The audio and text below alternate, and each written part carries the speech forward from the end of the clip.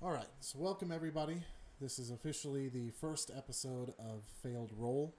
We're going to be playing 5th edition Dungeons and Dragons. We're running the Rage of Demons out of the Abyss campaign. It's going to be pretty amazing. We got a lot of new people, so it's going to be really fun. And go ahead and get started. Anybody want to start with introduction?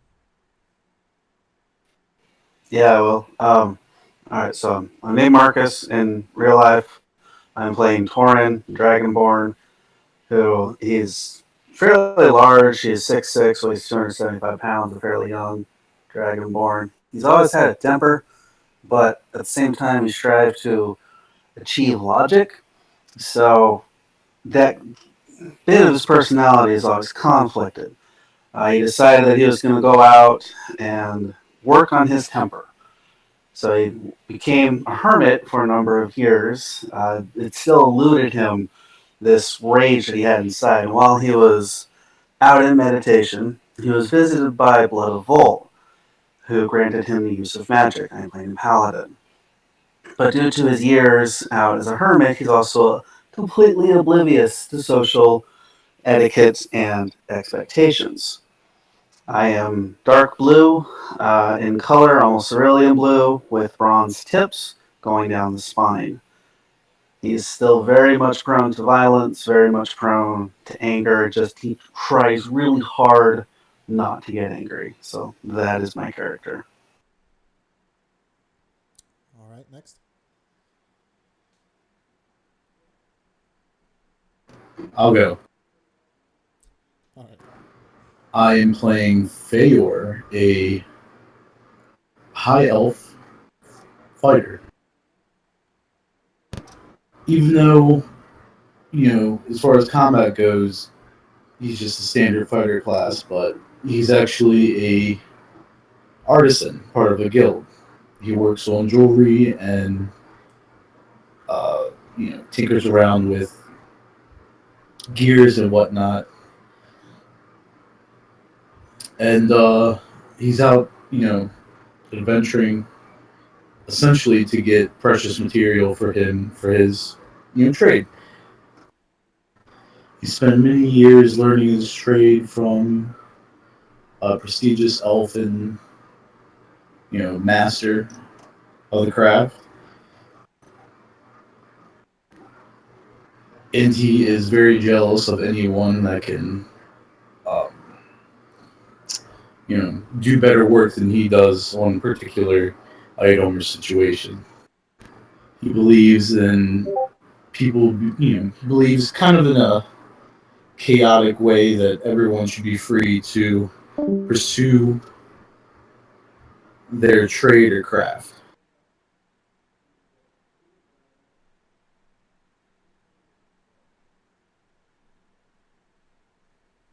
Alrighty. Okay, I guess I will go since he's still not here. So I'm playing Keskel. She is a drow. Uh, she's your really stereotypical drow. She's got the whole superiority, arrogant personality. Uh, she is actually a follower of Veyruun and not Lolth.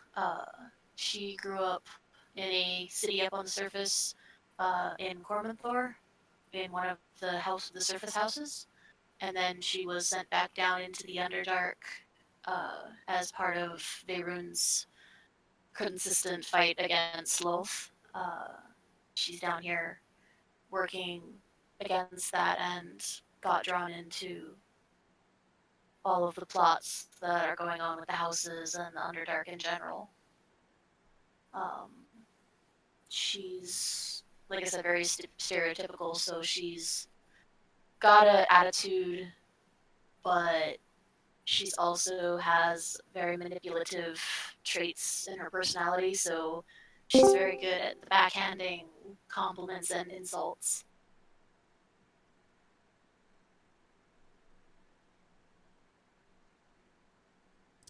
Alrighty. And Urians, are you available to share? I should be able to do this. I'm almost back home. I'm like within like a minute and a half. But my name's Bradley in real life. I'm playing Faye and Moore. He is a young rogue who grew up on the streets of Waterdeep. Very untrusting of everybody, but once he makes friends, he'll give his life for them. He spent most of his time stealing and just trying to survive, but through his skills and through somebody that helped him out, he's become sort of a box man and adept at finding and circumventing traps and getting into things that he probably shouldn't get into. All right, sounds interesting.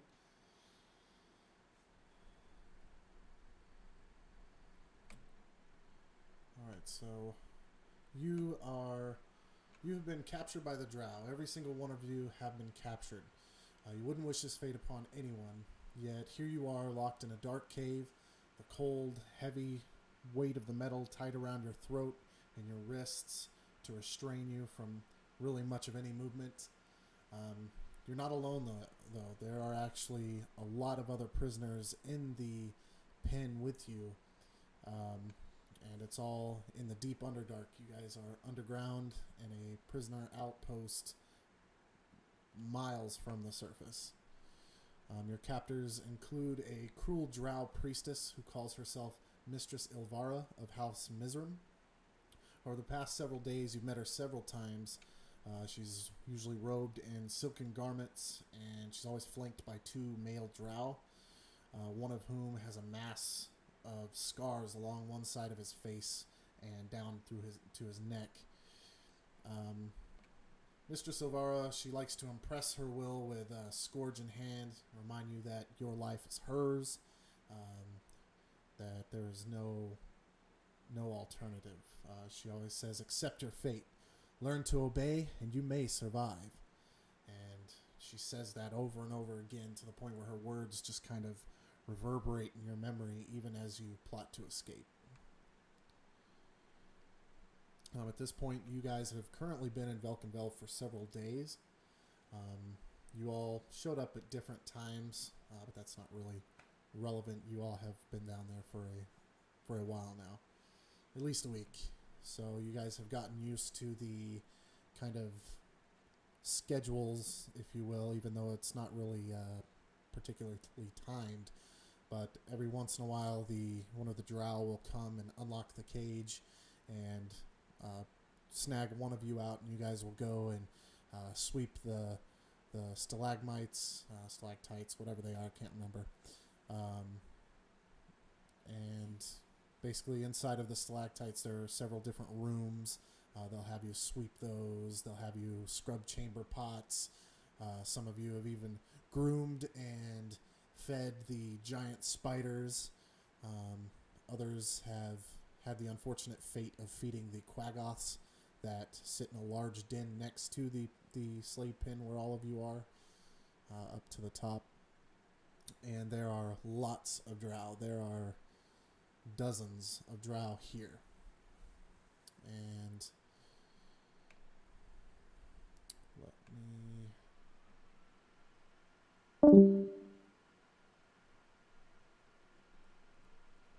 What is the schedule for who is taken out when? Like, are we at the end of a shift or are we at the start of a shift? Well, really, you can never tell. You guys have been down here for so long that you haven't been able to track the amount of days. You don't know if it's daytime, nighttime. They seem to come and get you at random. But you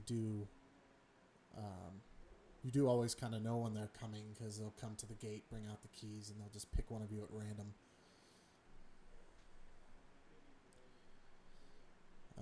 Also, there is another sort of priestess in training, if you will. She is trying to find her name here.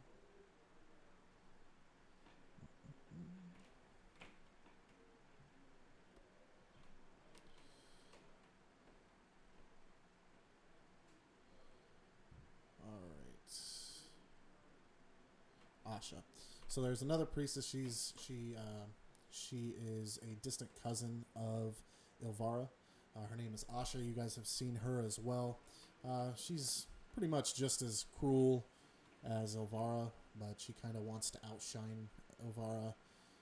She kind of shows it every once in a while. Whenever she shows up with the drow, she kind of sort of flaunts her authority around, kind of like a "you better do this or else" sort of thing. The two drow that are always with Ilvara are Shore and Jorlin. Jorlin is the gentleman with the scarring on his face and neck, which is pretty disgusting. So, yeah, there's also, as I mentioned before, to the north, I guess you could say, of the slave pen, you see a little den there. There's actually about a dozen quaggoths in there. And the quaggoths are used for a number of things. They're used to beat up prisoners. They're used to, help clean or whatever as well. So yeah, there's always constantly 3 drow guards watching you guys from the hanging guard tower across the little rope bridge in front of your gate. You can always pretty much see them. They're always watching you intently, so you don't escape. What can we see from our from the outside? Because like we just see the map. Do we see where are the actual characters that are visible? One second.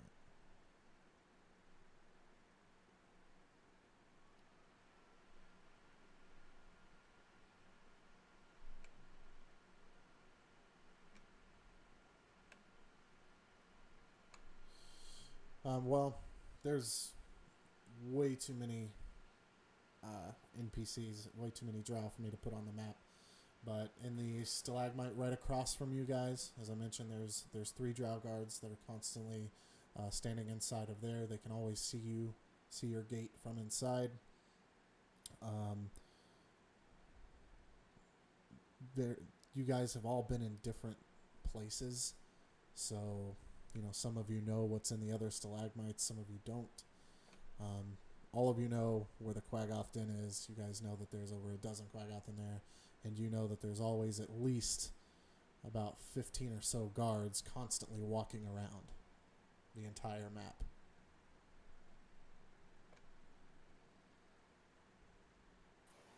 Is our ground dirt? Is it like solid rock? It is more of a solid rock. Where the rope bridges are, underneath the rope bridges, there are giant silken webs. They're very strong webs. There's several spiders, giant spiders that like to hang out along there. Every so often, you guys have to feed them and throw chunks of whatever to them. And also, if any prisoners are found, too much of a hassle, they get thrown into the webbing as well. Also, to the kind of south of the pen, there's a waterfall, a large, loud waterfall that leads down into a massive pool of black water down below. It's probably, I want to say it was 100 feet altogether.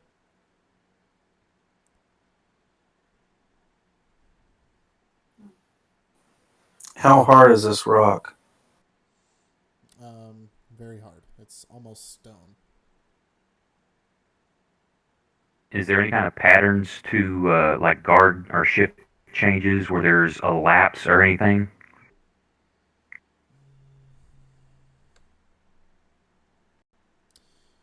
Not really.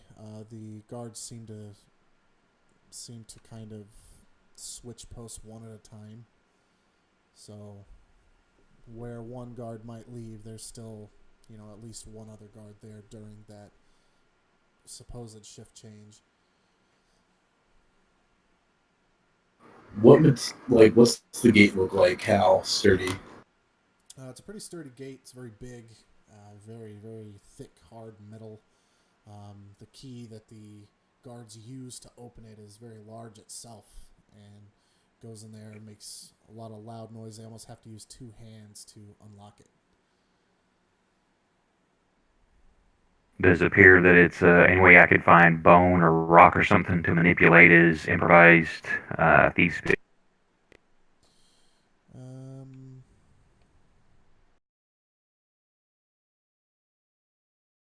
picks and actually do Before something? we go after the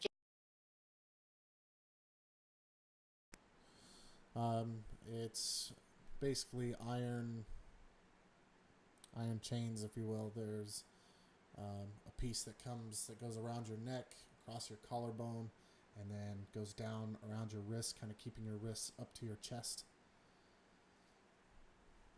And then there's another chain that goes across from wrist to wrist. Do those appear to be anything that I could manipulate somehow with bits of, whatever's laying around, be it bone or stone or something? You can go ahead and let's see. Are they spelled in any way, or are they just iron? They appear to be just iron, but they're very, very thick, very strong, very taut. If you want, you can roll. For the rogue, you can roll a 1d10 plus a d20, and we will see if you are able to locate anything, scavenge anything on your little chores out and about. Can I see the rogue looking for things? Well, this would be kind of something that would have happened earlier that he picked up while he was doing chores. So he's basically, once he rolls. Is this something you want on the dice, or just roll it? Yeah, just roll a d20 and a d10. Yeah. I mean, I guess I could have rolled that for you, but.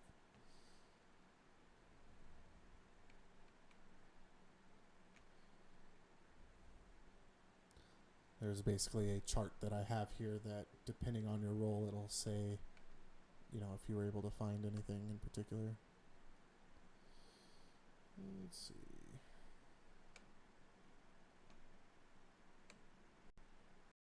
Not a bad roll. Yeah, not bad. So it looks like all you were able to locate and successfully hide from the drow was a rusted iron bar, about 12 inches long. Looks like it could be used as a club. I want to see if I can take the iron bar and start scratching out a map of the area so we can kind of pool our knowledge with what we've seen, what we haven't seen in the different spots. Well, you'd have to talk to him about that. Does he even pull out the bar to let you see it? Yeah, if it's something that's going to be a more of a weapon thing than a tool, I'm going to make whoever our beefiest melee person is can have that. Are you even friendly with everybody? I may not be friendly, but your survival pretty much ensures my survival, so I'm looking out for my own skin too. Would it be a light finessable weapon? Yeah, I mean, it's, probably weighs about 3-4 pounds, maybe. Would this be a roll that we should all make? I'm assuming we're all pretty smart enough to be looking for something to try to escape. Yeah, absolutely. You said that was a 10. D10 and D20. If you want, I can just roll for you guys. I have the chart up right here. You could roll for me, since I'm familiar with tinkering tools and jeweler's tools. I'm going to see if I could get something I could MacGyver. Okay. I'll let everybody know too, hey, if y'all find anything small that I can manipulate, maybe I can get us out of these manacles. Alright, so I'm going to go ahead and roll for Kezko first.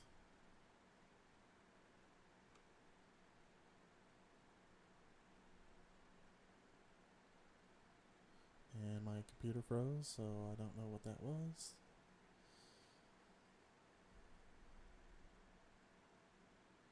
Alright, so Kezko, looks like you found a flint shard that could be possibly used as a dagger. Okay. And go ahead and roll for Feor. And it looks like, Feor, you found a living spider the size of tarantula that you've been keeping as a pet for the past few days.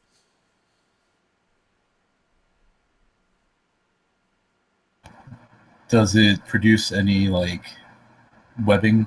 Like, usable webbing? Not that you've seen.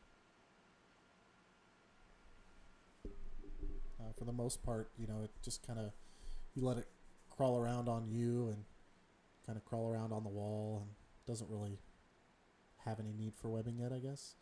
You've been kind I will of definitely pet the spider. feeding it flies and whatever, you know, roaches or anything you can find on the ground.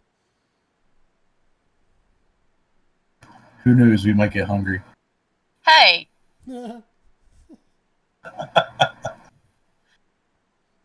I take offense to that one for sure. And Marcus, do you want to roll? I don't. I say it like it's a mental thought. That one. You just don't want to annoy me yet because you don't know what I can do. I mean, to be completely honest, my character wouldn't really trust you too much. Yeah, I'm kind of curious why there's a drow stuck in a drow dungeon. Well, she's actually not the only drow. You guys forget there's a lot of other prisoners in there with you. There's actually a drow, several deep gnomes, an orc.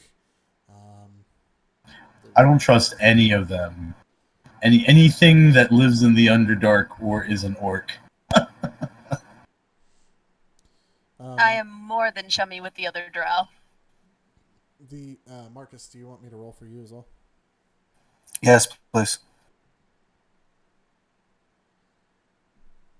And Marcus, looks like you found a 5-foot-long strand of silk rope. Yahoo! So you guys have somehow managed, I don't want to know where you've put that stuff, but you've managed to keep it hidden.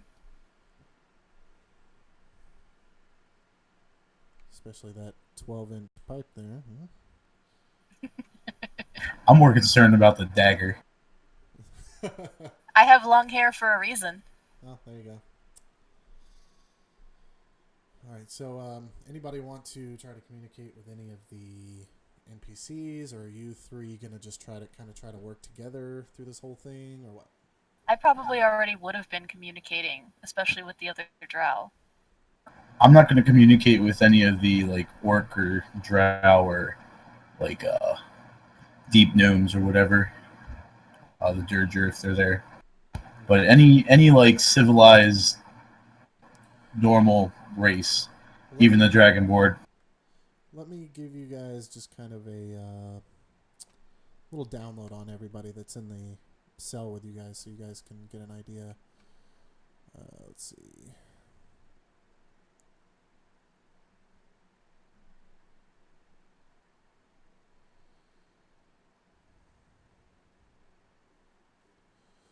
All right, so you have a Darrow. He's an old man.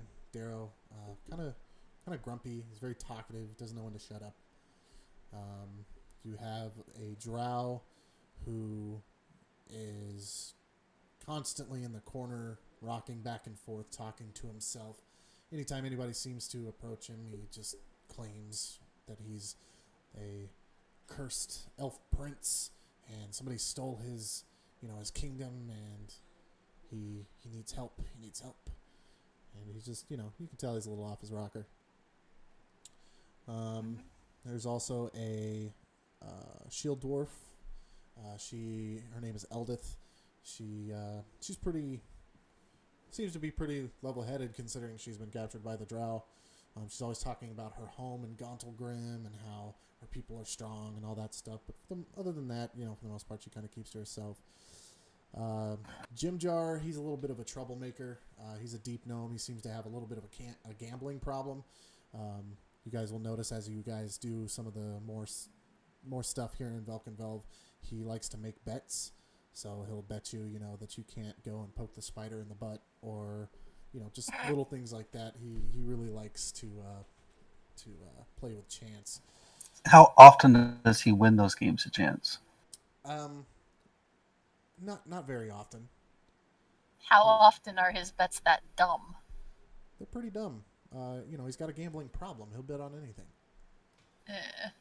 So, if you offer him gold and say, hey, I'll give you gold, I'll bet you that you won't do something for me, chances are he'll probably take that bet.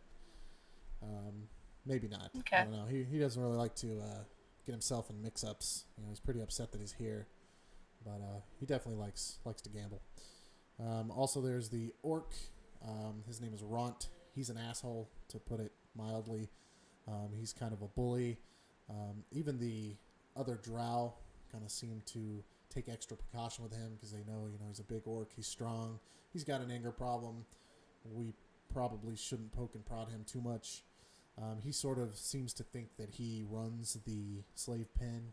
That's kind of his domain, I guess. Also, there is another drow in there, I believe. Did I put him in there? Hold on.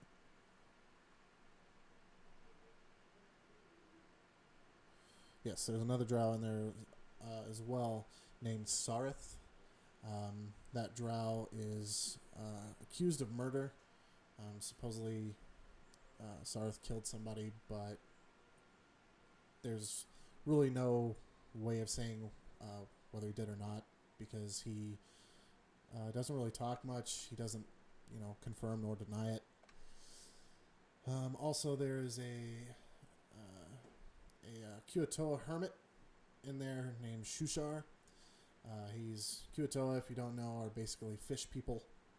They're really weird looking, and when they talk, they almost sound like they're speaking underwater because they're fish people.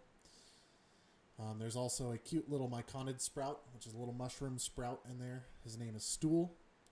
That is the name that he has come to like because that's what everybody calls him. He doesn't communicate verbally. He actually communicates with everybody telepathically. And instead of necessarily words, he kind of shows images. You guys are constantly seeing images of him in a field of other fungi and other myconids and stuff like that. You gathered that it's probably his home. You can tell he's real young. He probably misses his home. And then you have the two other deep gnome twins. They're kind of skinny, lanky. The best way to describe them is they're like the crackheads of deep gnomes. Their names are Topsy and Turvy.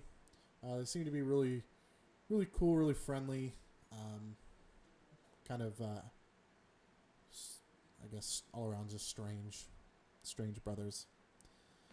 And that is who you have.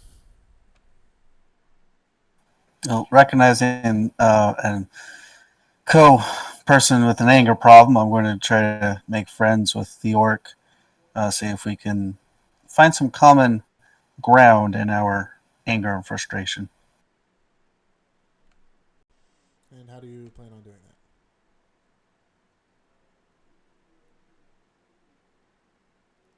that? Just go up and talk to him, see where he's from, why the other drow seem to tiptoe around him. Just general conversation. Okay.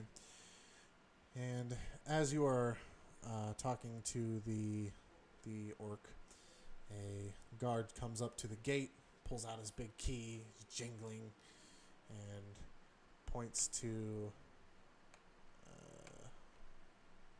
Kezkel. Says, "You there? You come with me. We have a job for you."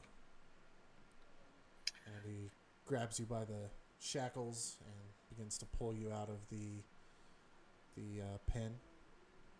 I'm going to be fairly indignant about that. I'm not quite broken yet, All right. but... And he begins to lead you down this way across the rope bridge. And then another drow points over to Phaeon and says, we are in need of your assistance as well. And he grabs you by the shackles, pulls you out, and they close the gate, slam the gate behind him. Yes, ma'am.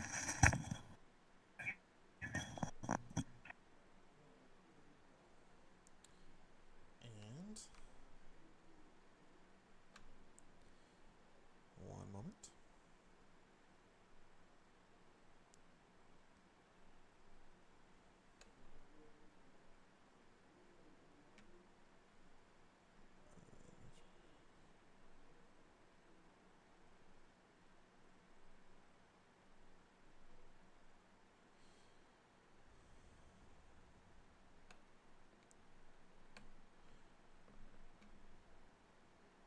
it is.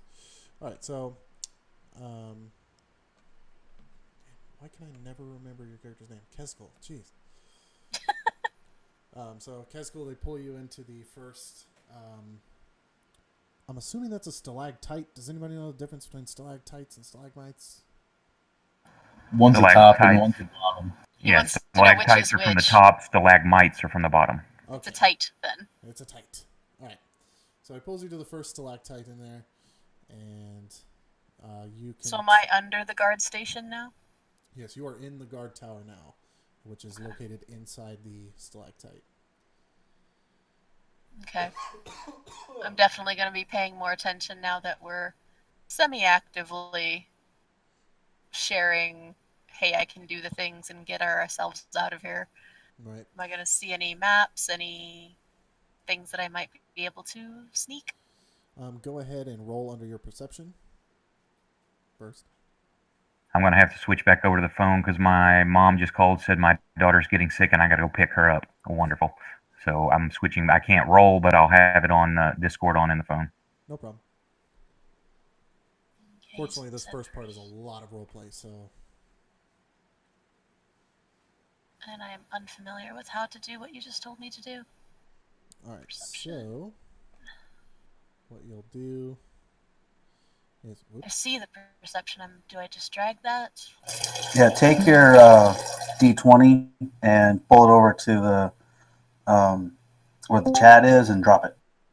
And like the D20 there at the perception line, and that'll roll for you. You can double click it as well, I think. Yeah, you can double click it. There's several ways you can do it. Okay, I can drag the D20, but I don't see where the perception line is that you guys are speaking about. What you can do is on your main page, right next to senses where it says superior dark vision, it says perception plus 14. You can double click on that. It should roll in the chat.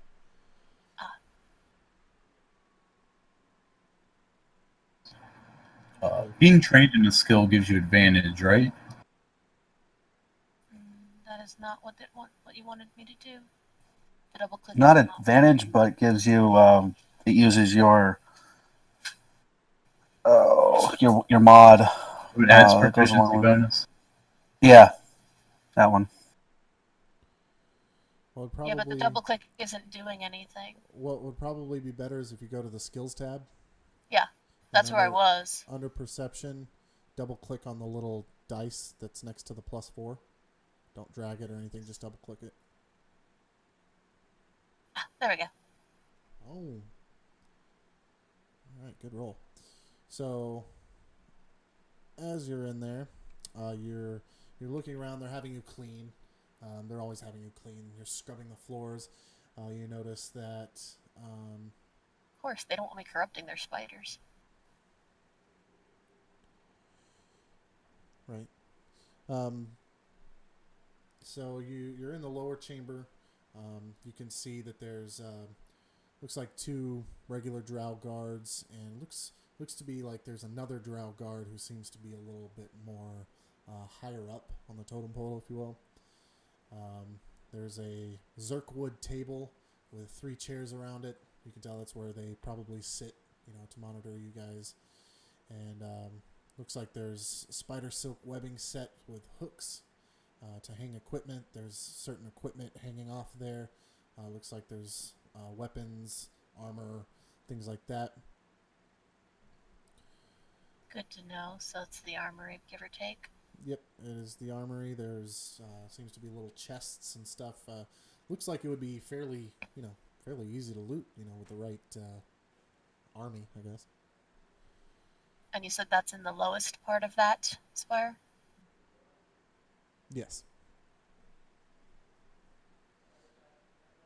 Okay, well, Am I definitely there with her? No, actually, you went to...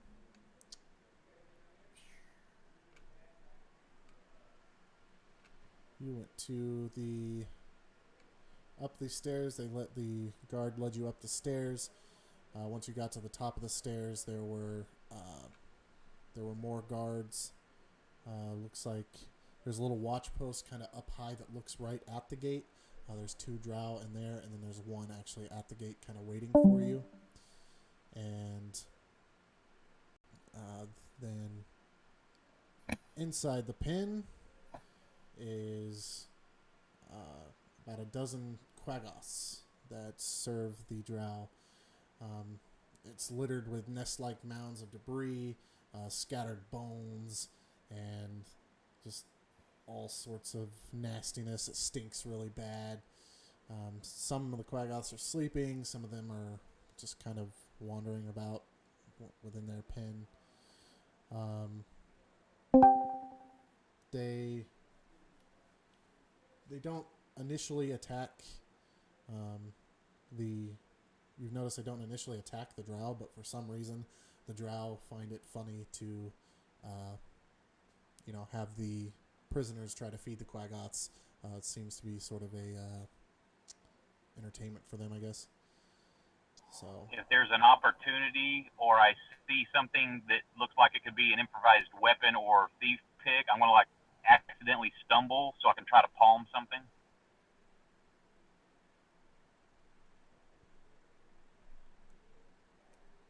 Okay. Well, you are actually still in the slave pen right now, I believe. Hold on. Maybe I got... Oh, no, you're not. Okay. Sorry. Got the players. All right. I hate to interrupt, but I know we've been on a short amount of time, but I got to jet out. Hopefully I can get back in time to continue the game. I'm going to leave my laptop open, but I will have to close Discord because I'm running it off my phone. That's cool. All right. And so we're down to 3. Well, plus all these NPCs. All right. So you want to try to stumble and palm something? Yeah, if there looks like there's anything I could use as either maybe a dagger or preferably some small bones for thieves' picks or something like that, I'm going to kind of accidentally trip over my own feet so I can hit the ground, kind of palm it or something and hide it on me. Oh, okay, so you want to do that, once you kind of get into the pen? Yeah, wherever there's something that looks like there's material I could make use.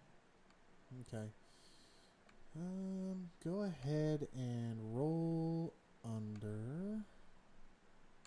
You'll have to roll for me. I'm in the car again. Oh, yeah. I forgot. All right. We'll just... see, I'm assuming you're skilled in sleight of hand, correct? Yep. So we'll go ahead and roll under that. I'll roll for you.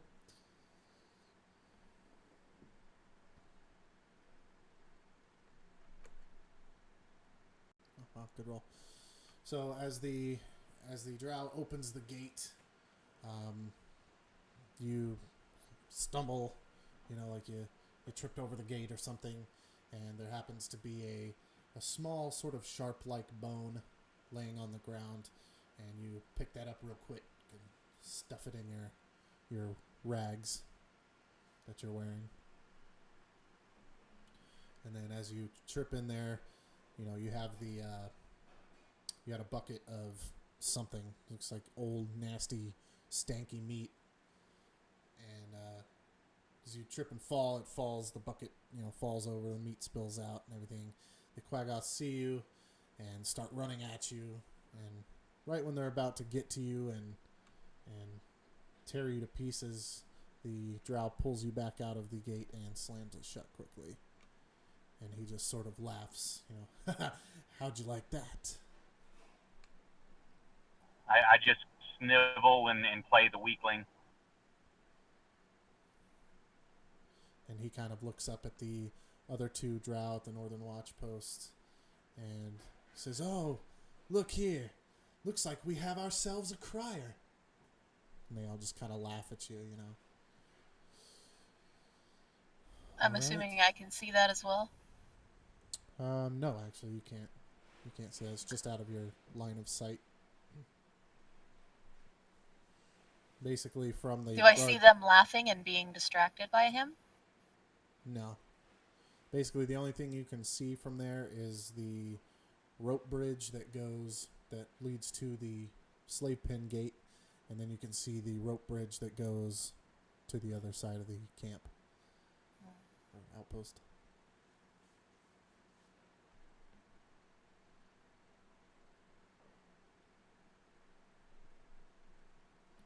And Feyor, what are you doing?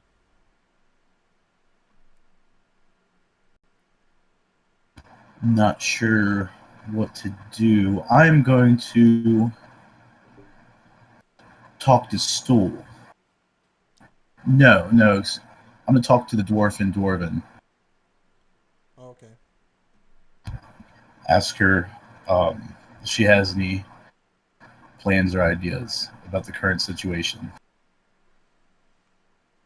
And she says, "Well, they've been having us do all of these chores. You know, if enough of us can work together, we can come up with some sort of plan. Maybe we can you know be a little bit stealthy and get out of here. You know, I've been here long enough. I've seen a lot of the map or a lot of the layout of the outpost. So, you know, we could definitely work together and figure out a way to, you know, get past the different, you know, guard posts and such." I agree with her and ask her to share the details of the map that she has, and tell her about the general plan that we all do want to get out of here. Mm-hmm. She says, "Well, even though Elvira, she's a very mean, nasty little wench, she does seem to have taken a bit of a liking to me. I think she knows that us dwarven people are very honest and hardy people. So she's taken me across the bridge that goes across at the front of the waterfall, and she's taken me to her stalactite that has her favorited shrine to Lolth, and she makes me clean that god-awful dreaded thing. And I have seen past that a little bit to the south. It seems there's a couple more stalactites. It seems to be where the guards that aren't on duty, they seem to sleep."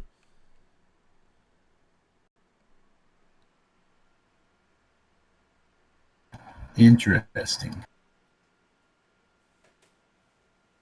I'll ask her if she's found anything like useful or handy.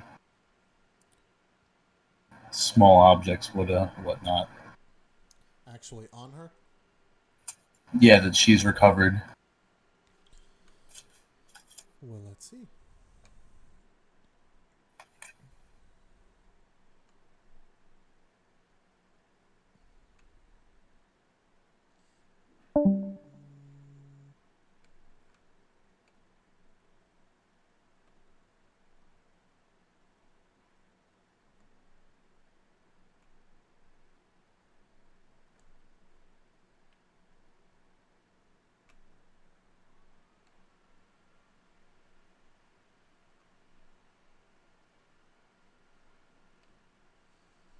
And she says, oh, wait.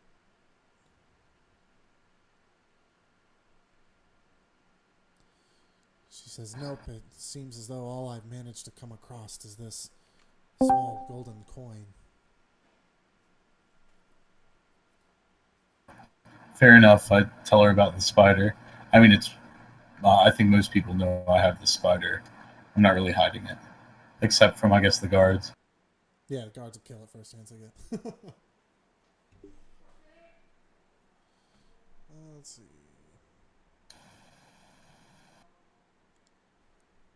All right, and anybody have any other plans, any other things they want to do before we kind of time lapse a little bit?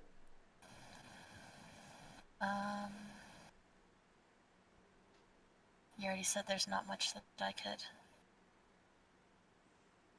Yeah, I mean, there's a lot of stuff around, but there's also 3 guards there. There's probably some walking around that could hear if any commotion went on or anything. And you already said one of them's a higher up, so I really don't want to mess with that. Right.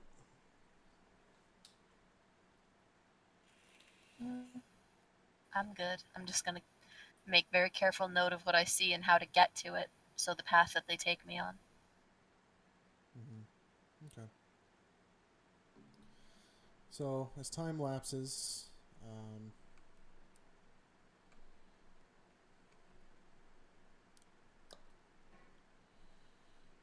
Feyen, they bring you back, obviously, to the pin, throw you in there.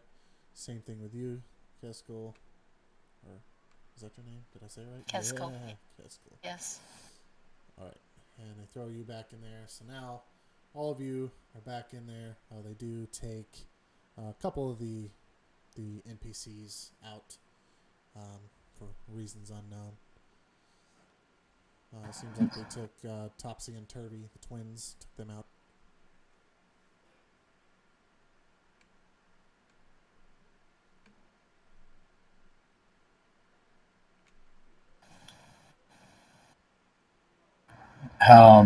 Just Are they them? Yeah, just them. are they gone still, or did they return? During the time lapse. What do you mean? Like, you said they took them out. Did they come back at any point, like during this time lapse, or is this just like This a is him recent giving us a thing? chance to interact while they're out.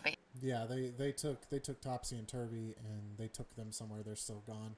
You still have 3 guards in the stalactite across the way, but the two guards that took Topsy and Turvy are gone. You don't know where they or Topsy and Turvy are. Okay. Well, since I would have been being fairly friendly with the other drow in the area, and again, since we're now actually trying to actively escape, I'll do my part to be social and speak with him.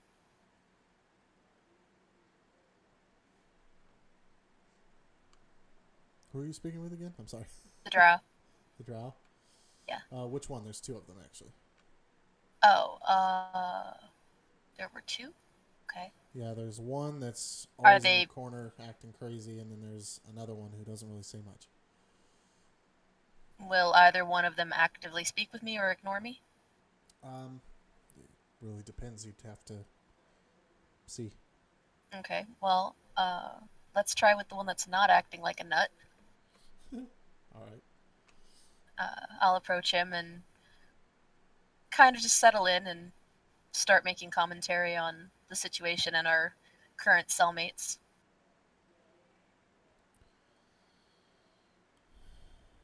And he just sort of, he looks at you, he acknowledges that he hears you, but, he's just kind of has this look of disgust. Like, this is very below him, and he can't believe that this, the drow would let this happen to him.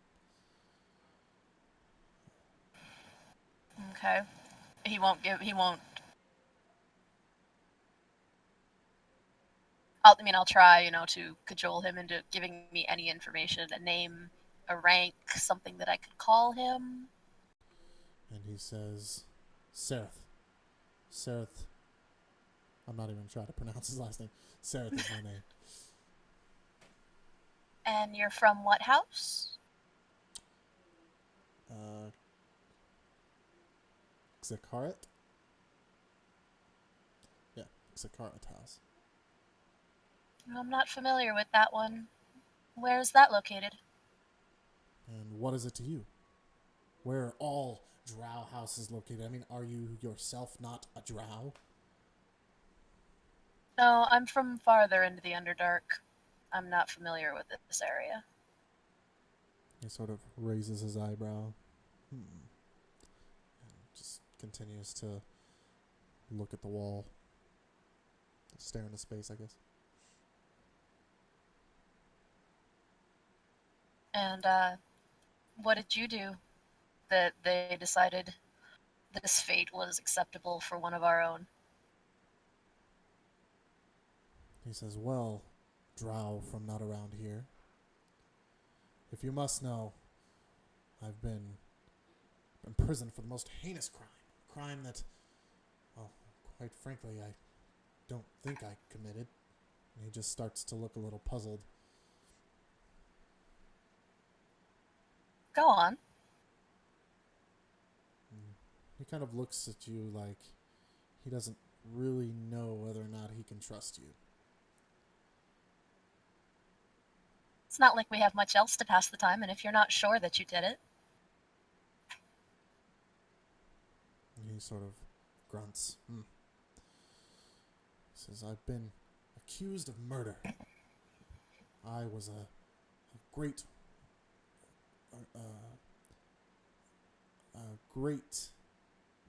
warrior, and I fought alongside many other great warriors. Apparently, my warrior that was very, very true and dear to me. I am accused of his murder. The only problem is I can't quite remember if I did it or not.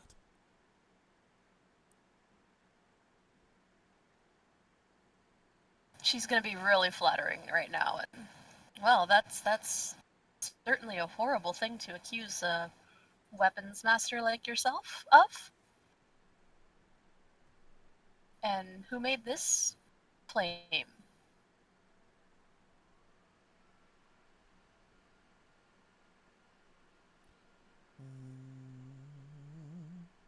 Weapons masters are, like, very much in charge of the goings of the warriors and drow houses.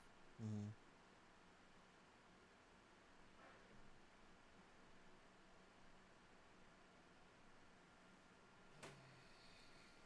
And one second.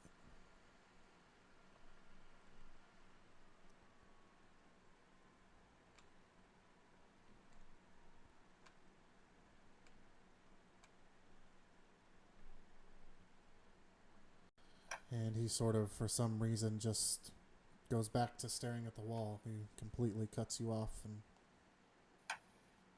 seems to be deep in thought. Okay.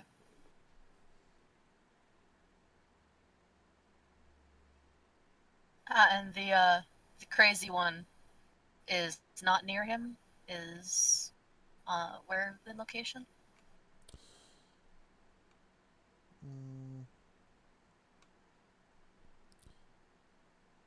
Actually,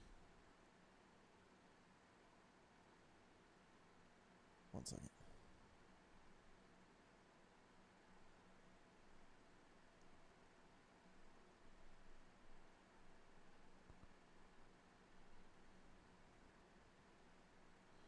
Actually, my bad. He is not a drow. He thinks he's an elf, but he is not. He is actually a Quaggoth. Oh, okay. I was about to say, I thought I only saw one drow. Yeah, he's probably the most menacing looking prisoner in the slave pens. Everybody kind of keeps away from him, not only because the fact that he talks to himself. Is he saying he's an elf or that he's a drow? He says that he's an elf. Okay. And if you were to talk to him more, you would find out a little bit more of his. I'm not interested in supposed speaking story. to an elf. If he was claiming he was a drow, he might have claimed her attentions, but he's not, Yeah. so... And you're actually one She's of like, the, oh, elf. Goody. You're one of the few that actually understand what he says, because when he talks, he actually speaks in Elvish. Right. Okay, well, he gave me nothing useful. Yeah, I've he been as claims to flattering be as I can be. He claims to be a gold elf prince, polymorphed into a Quaggoth from a curse. That's what he claims. Has it, the other guys, are you gonna pay any attention to him? Since I could speak Elven, I can talk to him. Are you going to? Well, I guess if he thinks he's an elf and not a drow, I would give him a shot. I was about to say, because that would be a last resort for her. She's gonna be like, alright, nobody else here is willing to approach this one. But if you're gonna go talk to him, she's just gonna kind of look at that and go, huh? And potentially stay far, far away from him. Because that shit catches.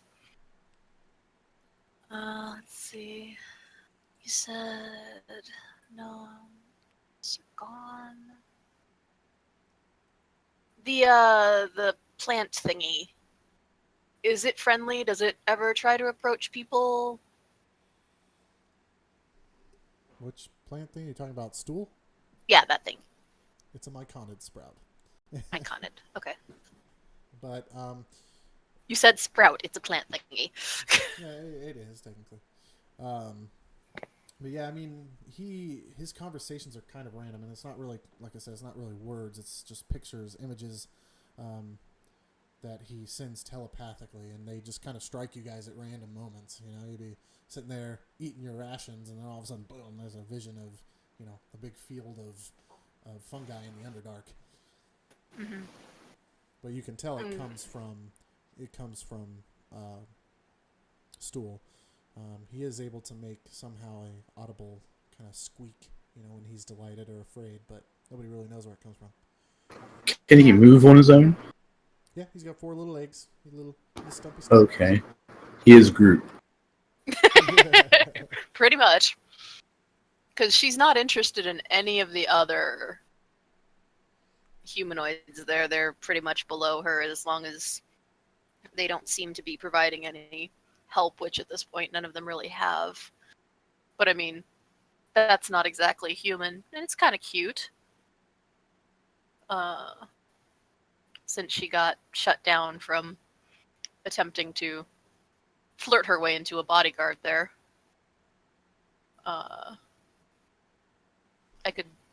Can I approach it? Will it, like, actively interact with me if I, like, scooch near it and kind of catch its attention?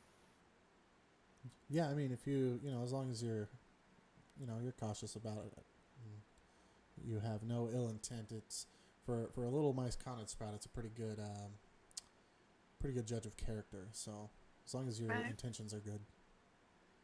I would probably move just a little ways away from him, as I don't want to be seen as still, pandering for his attention, the drow.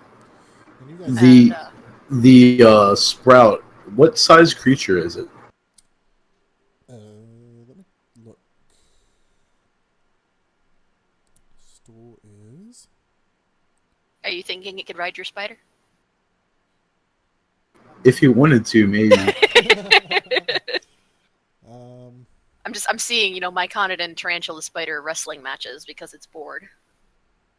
I'm wondering if we'd have to, like, carry him out.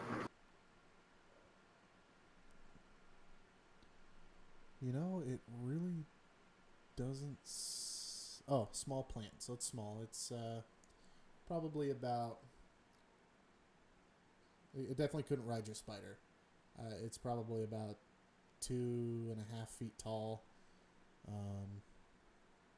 Maybe my spider can ride him. Yeah, that would work. So more like a small plush. You'd have to, like, carry. Yeah, he's like a stool. Like, Plushie. you literally use him as a step stool.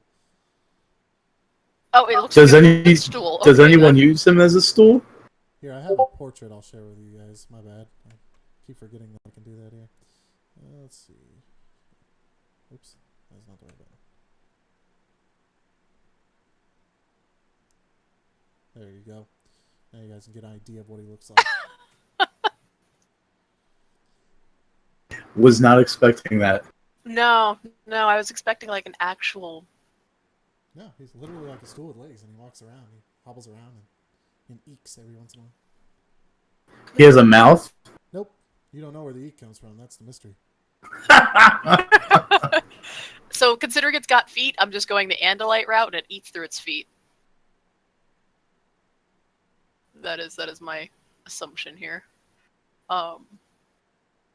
But yeah, I'll scooch a little bit away from him, so I'm not actively pandering his attention, and I'll just kind of, call to it and see if it would, how are you today? And you get a vision of a full-grown myconid, which if you've never seen one, I can share a picture of that as well. But full-grown myconid kind of rubbing up against a small stool or a small myconid sprout. You can tell it's probably him, and you get this kind of feeling of loneliness, sadness. Oh.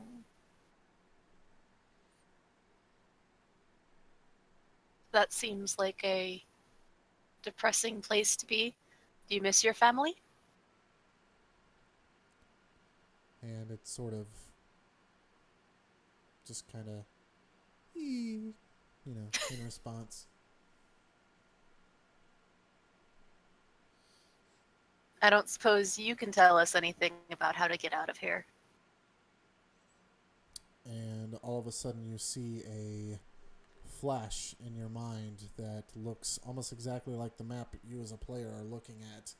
And you see everything that, how do I explain it? Everything that doesn't have an inside, like you can see the outside of everything. Like you know where all the bridges are, you know where, the posts are. You just, obviously, he hasn't been inside of them, so he doesn't know about those. But you can see the whole exterior of the outpost. So everything you can see on the map, your character now knows. It's just inside the stalactites and stuff like that, the little dens towards the front, you don't know what those are. Oh my, isn't that a useful talent? You're very clever. And then he sort of hops up and down and runs in a circle. At that point, she's kind of avoiding doing a little, oh god, face plant. Stool is my new favorite thing. But she's okay. You're very useful, very very clever. If you come across anything else, you would share it with us if you wanted to get out of here, wouldn't you? And it kind of hobbles up to you and just kind of rubs itself on your, rubs itself up to your hand, nudges you a little bit. I do the whole eyebrow raised, oh dear, I'm not sure if I'm supposed to pet it because I don't know if it wants me to pet it. But generally just soft pat. Cautious, soft pat. Then it eeks. And, hops up and down.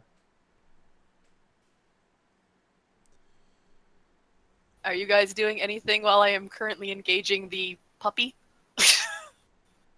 I'll talk to that Quagoth. You said he talks only in Elven, right? Correct. I saw that, Ray. See me talking to him? No, he totally squashed it right up against my avatar.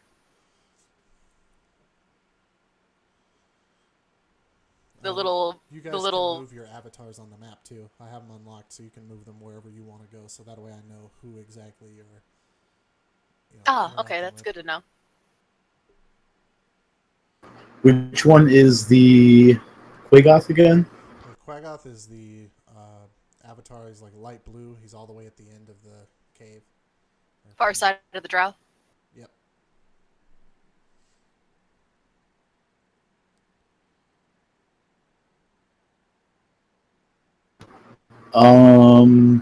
Which can I get back there anyway? For a conversation, or is it just you can let's have the conversation? There's room to get back there and talk to him. Well, I'm gonna talk to him and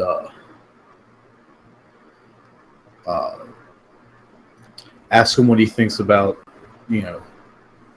joining everyone if we do make an attempt to escape. And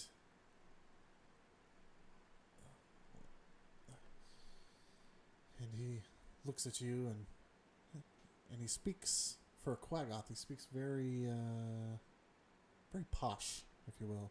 He says, "And who are you?" I am Feor. Feor. What a lovely name. Do you know who I am? Thank you. All I've heard is that you are a cursed elf. Oh no, my dear boy, not just a cursed elf. No. See, I was a golden elf. I was a prince, a very, very important prince. But then that damned wizard came along, evil wizard, Terrastor, I believe his name was, came and he snatched my crown and turned me into this damn thing, whatever this is. I don't know. I need my crown. I need my crown. Sounds like you want to get out of here and get that crown then. Then he just keeps repeating to himself, I need my crown. I need my crown. Oh, goody, Well, we've got both Groot and Golem. It's shaping up to be a motley crew. That's funny because that's what it says in the book.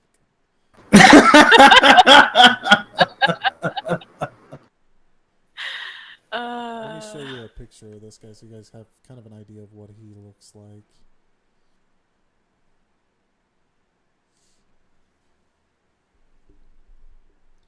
He reminds me, if you guys ever seen the last two Ice Ages, he reminds me of Buck.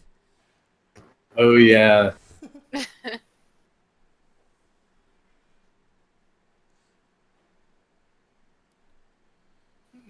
Well, that's all I could get out of him. I will go up to the gnome though, and see what that gambling gnome's all about. Alright. And as you approach him, he doesn't put off a negative vibe really. He just kind of grunts to you and is like, what do you want? And I'll show you a picture of him too. He's one of the like Underdark gnomes, right? Yes, he's a deep gnome. He's I forget what they call them. They're like a Smurfeblin or something like that. Sverfneblin. So yeah, that's it. That's it. I asked him what he thinks. If there's any hope in this situation in his book. Says, well, I don't know. Says, but I'm willing to bet you 20 gold. We're not getting out of here today. It's probably a smart bet. I'm gonna ask him if he Whenever good ideas. when Stool's not occupied with anybody else, I want to try to get his attention and send a picture of an image of like him having a puff of smoke or something coming out of him and a drow fainting to see if he can basically do such. Some sort of fungal attack. Okay. Let's see.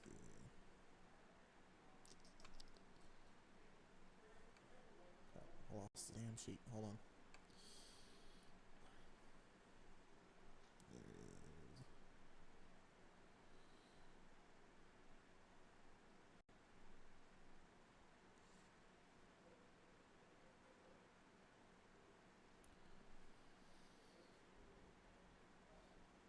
And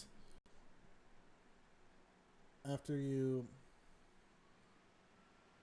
you can communicate, verbally to him too, but It does speak. but after kind of establishing that link, takes you a little bit, but you are able to kind of share that imagery with him. He does basically sends you back an image, and the image is of a drow taking what appears to be some sort of club and hitting him, and you see the spores come out, but nothing seems to happen to the people who are affected by the spores.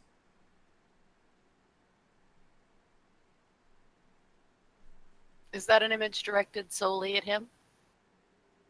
Yes.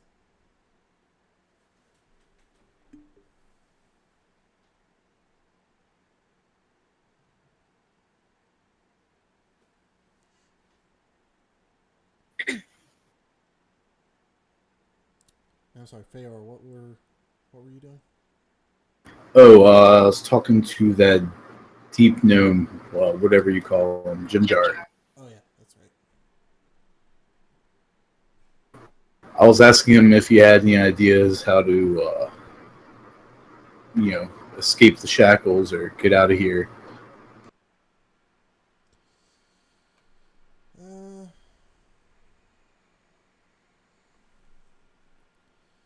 says, well, unless you've got one hell of a good lockpick, I don't see these coming off. I've been trying for weeks to get mine, to break mine, to do anything, but these damn things don't seem to come off. These shackles don't appear magical to anyone, do they?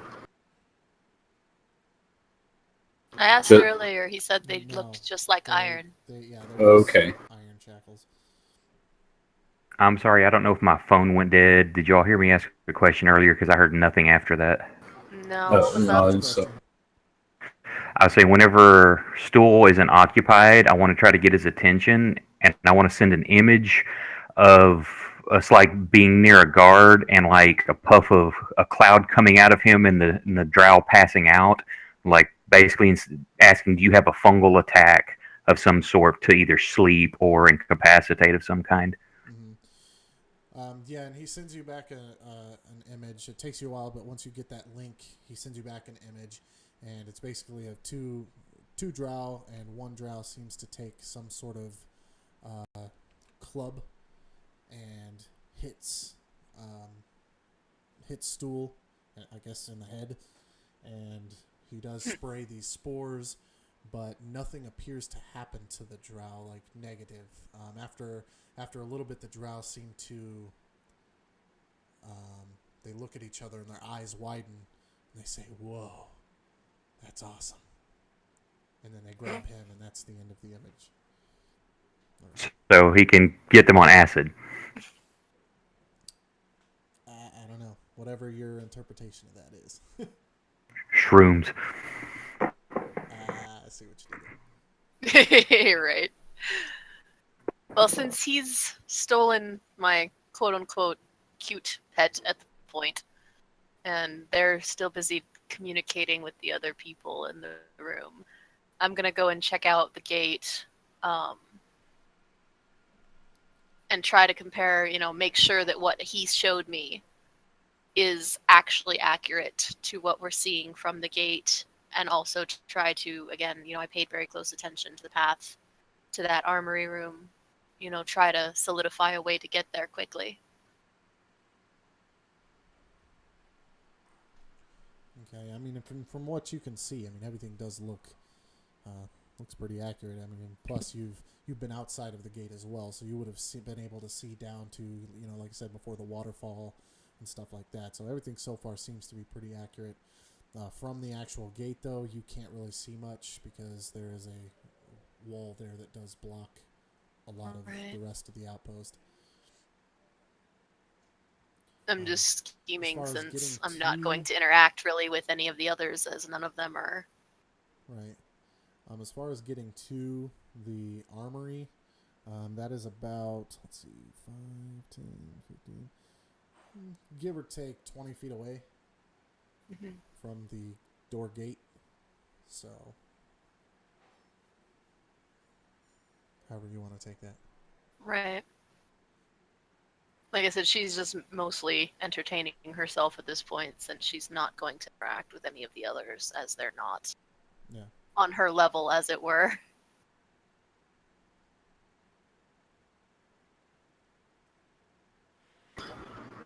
I had one last thing I wanted to do, and it would be going over to the gate, and being trained as a artisan of proficient with tinker tools. I was wondering if I could find any deficiencies in the gate, its design anywhere.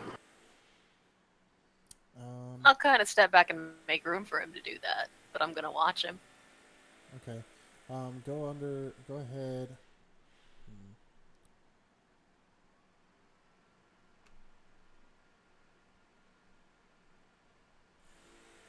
One second.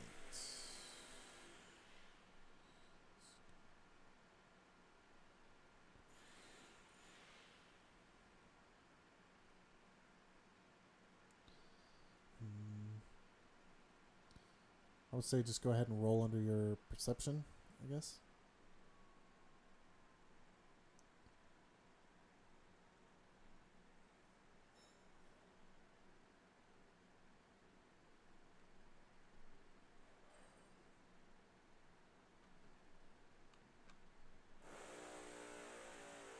That's odd. Let's see. So yeah, you go and you scan the gate, and you seems to be pretty thick, pretty solid, pretty sturdy.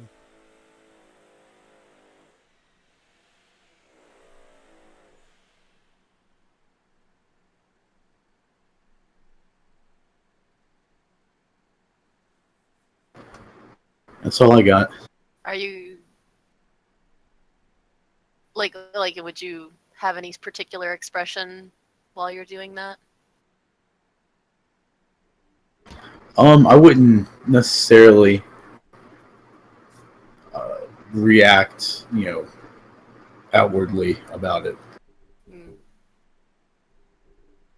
So you just kind of like drag your hand over it, and as you're doing the thing. Yeah, analyzing it.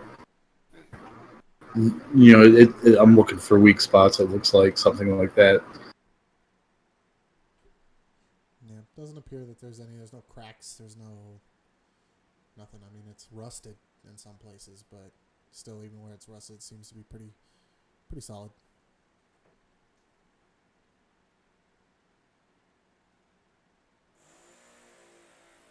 I've done all I can do. Noise, by the way, somebody's like drilling right outside my front door. So It's okay. I don't really hear it much.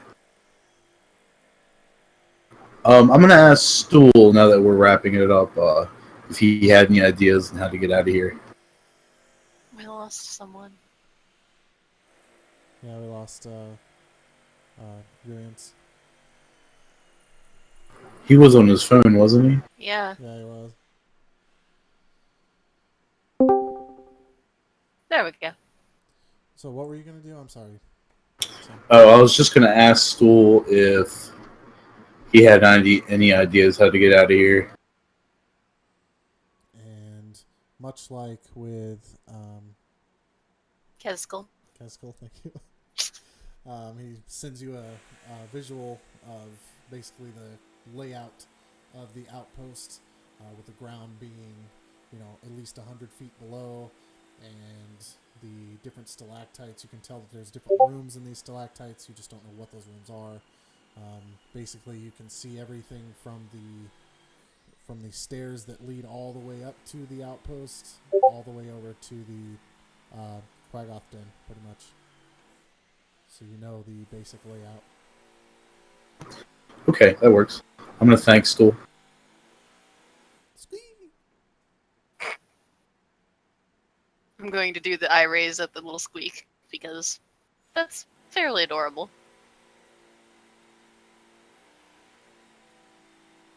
Anything else? I'm out of ideas. And as you guys are finishing up your plans, the guards come back and slam Topsy and Turvy back in the pen there, and close the gate and lock it behind them, and walk away. I'm going to call after them. Thank you! Just because I'm, again, not particularly pleased with this setup. And one of the drow just kind of flips you off as you're walking away.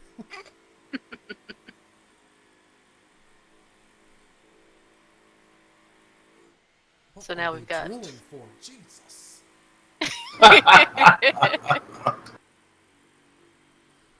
Just to annoy you.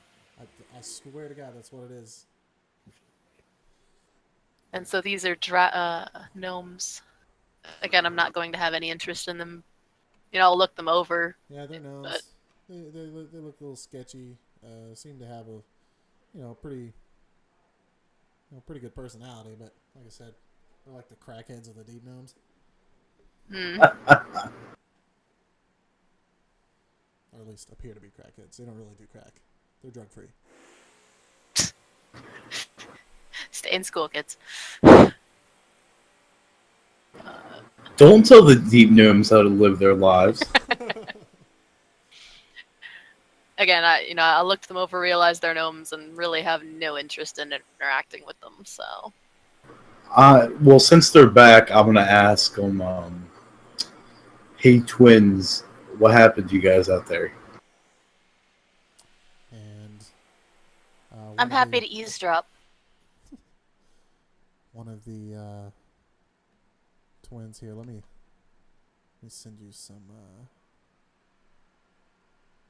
a picture there.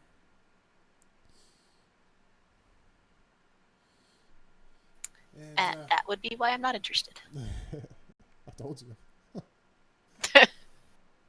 Someone feed their mogwais. Clearly. And so one of them speaks up and he says, "Oh, we got to go all the way to the end. Seems like the guards' barracks tend to get a little dirty. I was surprised the drow make such big messes." And the brother just kind of snickers, laughs. I'm definitely giving him a look for that one. And he just acts like he doesn't even notice you because, quite frankly, he's not afraid of you. I'm gonna ask him if they saw anything interesting. Did we ever? He says, "We found the exit out of here. First off, there's a giant staircase. Who would have thought? A staircase leading all the way up here. But there's a staircase down at the end. But first, there's the barracks. And apparently there's a main hall where they all eat and throw their festivities for whatever they're celebrating. And not to mention there's another outpost down there that they seem to keep manned as well. But we saw off of the edge of one of the barracks, there was a lift that takes you straight down."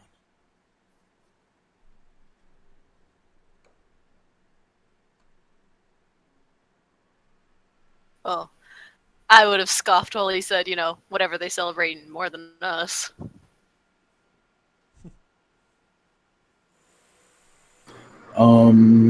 Where is that lift?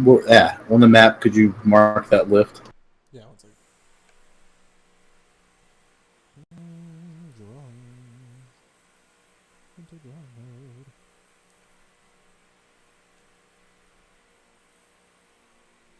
That's a very thin line, but I have it semi-square circled.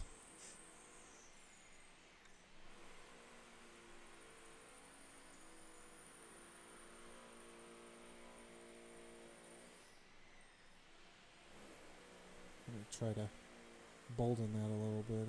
Oh, I see it. Yeah. At the very bottom of the map, between the two end towers. Almost southeastmost corner. Yeah. It's the third. Is there any way to move this map around? The little gold arrows at the bottom. Yep, at the bottom you just click on it, hold it down, and then... Oh, I see.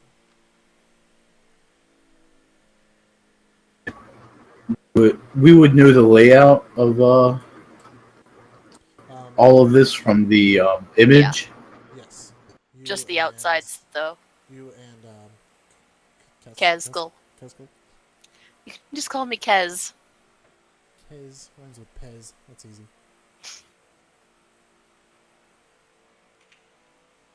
DM gets nickname privileges.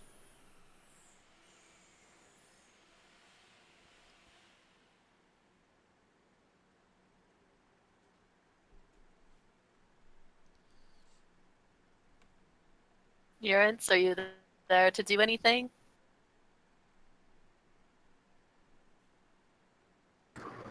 Me, I'm really I'm out of. Sorry, I'm listening. Ideas. I'm dealing with a kid that's throwing up. Oh no. No problem. Have a Friday to yourself, they said. Schedule D&D, they said. Hey, we didn't make your kid throw up. I mean, as far as we know. No, that's me scheduling to do something is what happened with that. Yep. Never fails. I have 2 kids, I feel you. Did you have anything that you wanted to do? Other than what, as a player, what I'm wanting my character to do is find out if there's any way to get out of the manacles for us and find a layout of the area.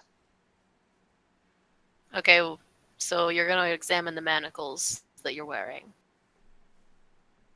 yeah, I've been trying anything I can to, like, say, palm any sort of improvised thieves tools, something that I can use to get us out of this.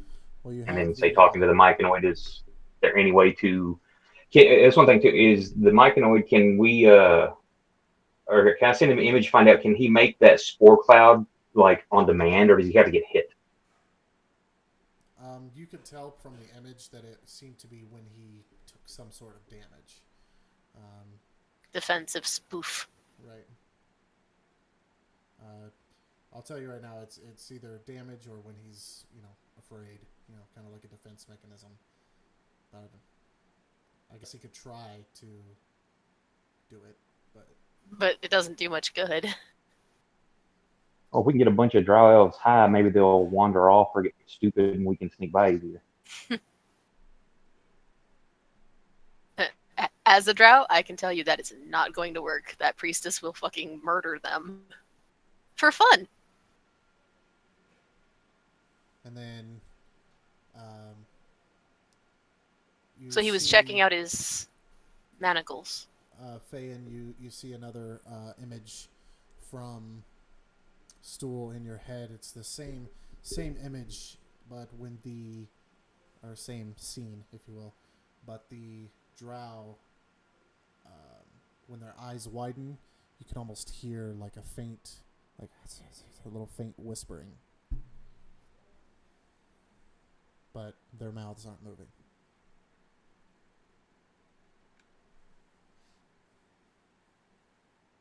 You're the only one who sees that, so.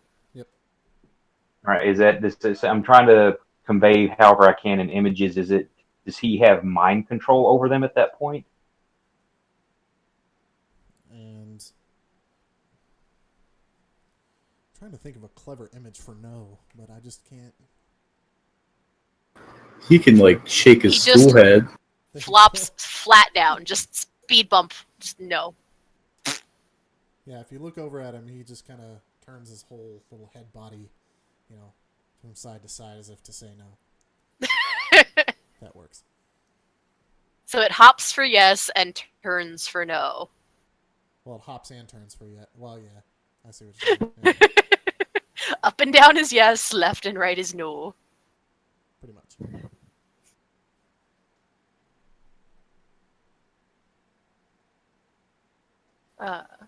You started to say that he had a bone thing when he was looking in his manacles? Yes, you do have a bone that you can use. There are keyholes in these manacles. It's just the drow keys are very complex, so it's not very easy to pick them.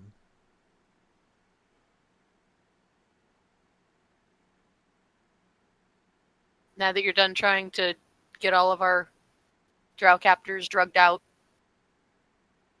you want to give that a shot?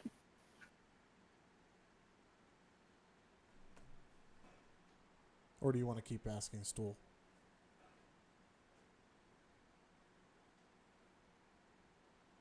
I'm sorry, did y'all just direct something at me? Yeah. Sorry again, throwing up kid. No, it's cool. I understand. I was What just was it? wondering, you do have a bone for your manacles. They do have keyholes on them, but the keyholes, are for drow keys, which are very complex. So you can either try to pick the locks on the manacles, or you can continue to try to see what Stool's image is about. Okay, yeah, I was thinking that the bone piece was more of a dagger. You're talking about being sharp. Yeah, if it's small enough for me to try to manipulate, I'm definitely going to be trying to get out of the manacles. Yeah, it is sharp. I mean, technically, you could use it as a dagger as well, but... Alright, and let me see what we're going to do here. Would I see him finicking with his manacles? Roll under your perception.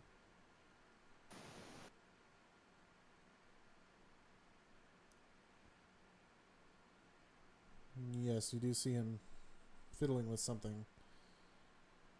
And go ahead and roll under Thieves' Tools. Give me just a second.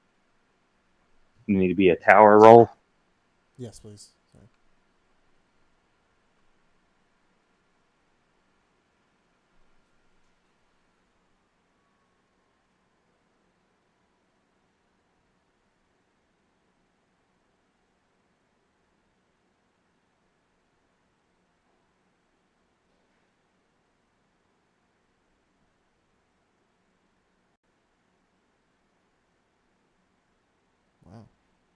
So you're fiddling with him, and then you hear your first manacle. You hear a click, and it sort of separates a little bit as if it opened a little. Okay, I don't want to just remove everything in case I get seen. I could always close it back if need be, but I want to try to make sure everything's loose. Okay. And if it is, if I can get out of it, then whichever person I would think would be the most trustworthy, which of course I'm not trusting, but I need people to get me out of here. I want to try to just kind of slowly move towards them and see if I can say, hey, look, let me see yours. Take your pick. Okay. Who do you want to trust? Right. There's no other humans here, are there? No. No, the closest to human is the dwarf Eldith. I speak Dwarven, and that was somebody that helped me out, so that's probably who I'll move towards first, and I can speak in Dwarven to her. Okay.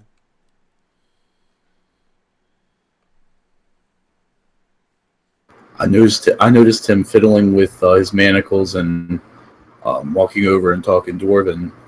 Do I overhear this conversation? If you want to eavesdrop, you can roll to see if you hear what's going on. What check is that? I guess.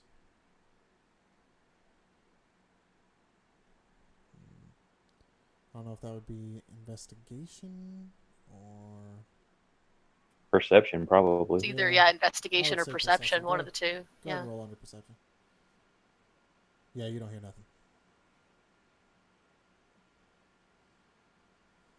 Well, you hear it, but you don't understand what they're saying.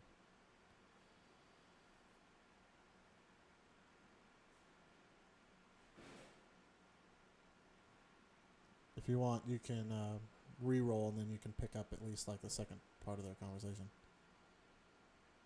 I'll try for the reroll. That was a little better. So throughout their conversation, you hear something about getting out, unlock, something, whisper, whisper.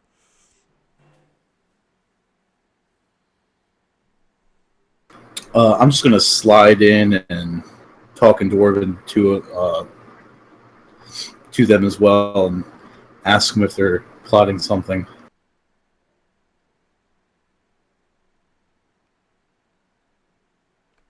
Reluctantly, I'm like, well, I may get it. I may can free us a little bit to do more, but not out of the room yet. I nod and just tell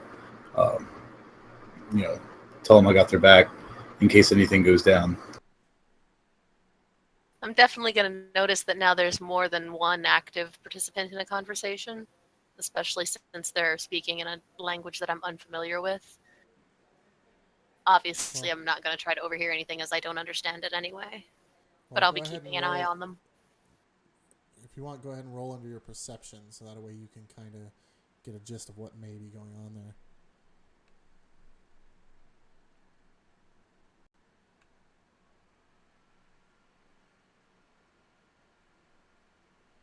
Yeah, so like you said, you can tell that there's a conversation going on.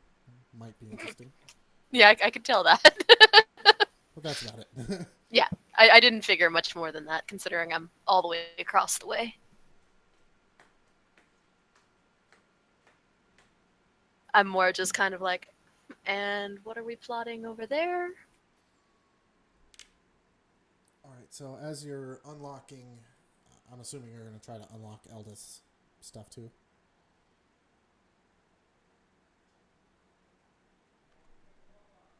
Fayin.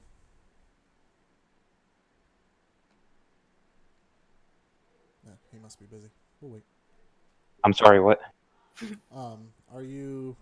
I'm assuming you're going to try to unlock her manacles as well.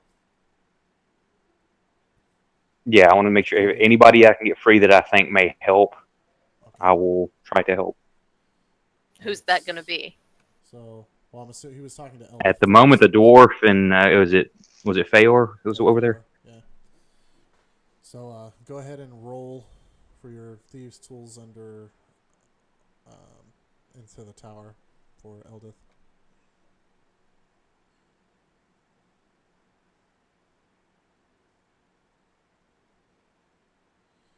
And once again, you're fiddling.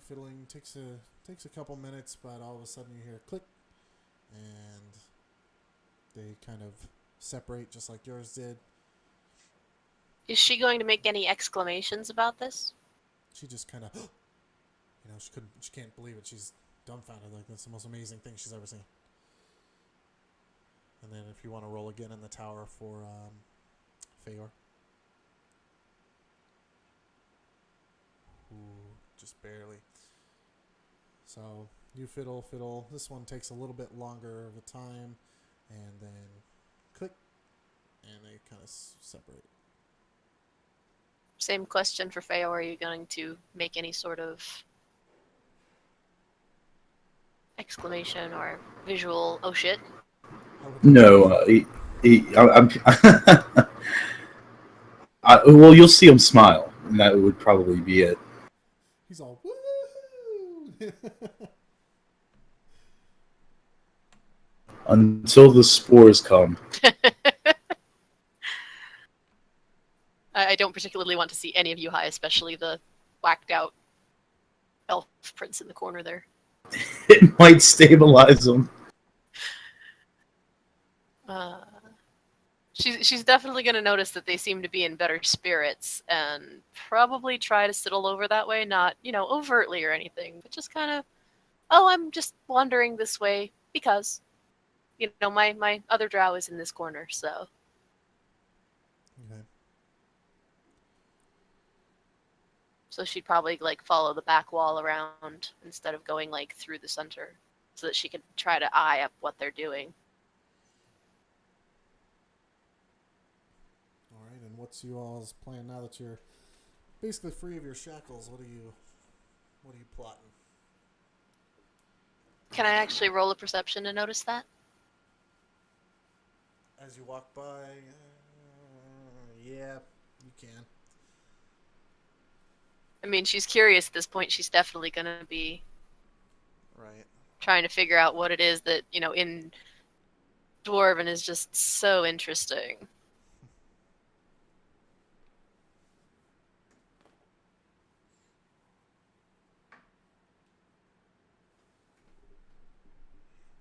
Was that... That was the last one. I needed to roll it again, right? Yes. Come on. Go. And as you notice, or as you walk by, you think you see one of Feyor's manacles kind of swing open for a split second, but he kind of catches it and closes it too, real quick. But it happens so fast, you're not quite sure if it happened. Just potentially. Sure. Okay. She is going to settle back, obviously, to keep up the ruse. She's going to settle back near the other drow.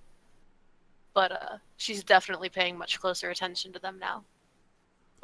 As if if they look, they will notice her staring. Alright, while you guys are finishing plotting, I'm going to go to the bathroom real quick. Okay. Okay.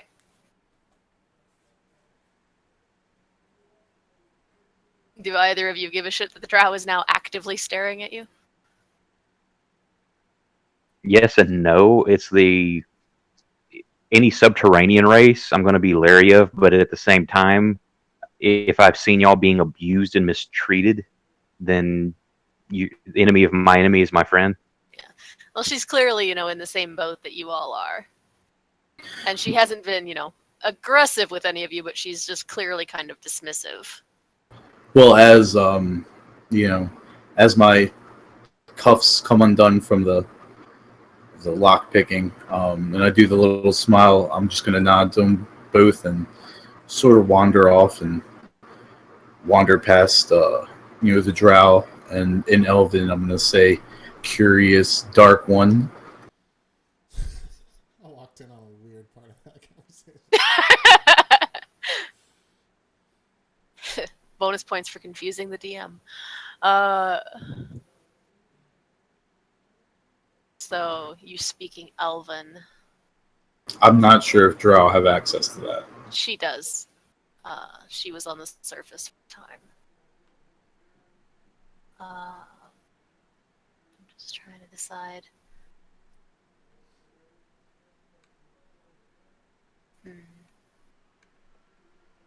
Is the Dragonborn here, or No, is that that was- player gone? He was the one that left for cool shit. Yeah, he had to You had to go sign up for school. take a leave. Is the Mykonoi, is Stool, is he shackled as well somehow? No, he was not. Shacklet? How? Like, you'd have to Well, tie it to Joseph's the got floor. 4 feet. Yeah, You'd have to kinda- tie it to the floor. Well, yeah, but if you shackled them together, like, you know, I see what you're saying. Like a prisoner, you know. Well, Maybe they're none too worried about Stool. Yeah, they hit it and they brought it back for the drugs. Infinite drug machine. Pretty much. So you're gonna speak to her in Elven. She's gonna raise her eyebrow and just kind of give you a once over, because that puts you a little higher than, you know, the fact that you can speak that rather than just straight common. But she's not particularly intrigued by that. She'll shrug a shoulder and kind of go back to watching the other two. I'll just go into my own little corner and, you know, sit and wait for the next event. And as you begin making your way to your corner, all of a sudden 2 more guards come up.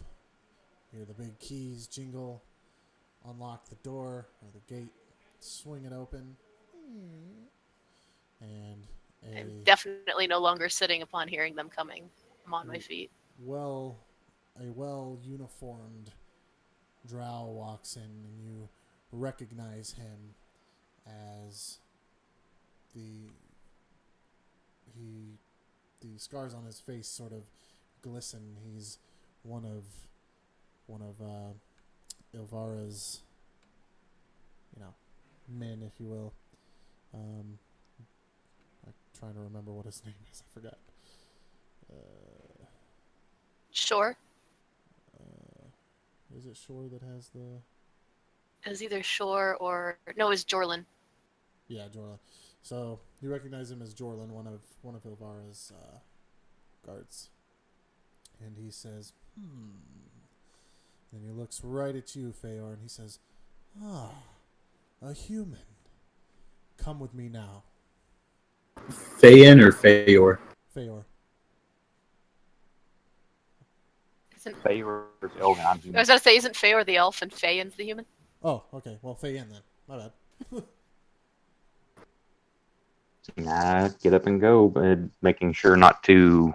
I want to have my hands kind of together, so if I need to reclasp the shackles, I can. Okay. She's definitely going to wander up through that way just to kind of watch them leave, because high-ranking drow, she's definitely interested. And go ahead and roll under your dexterity. Who? You. Me? Mm-hmm.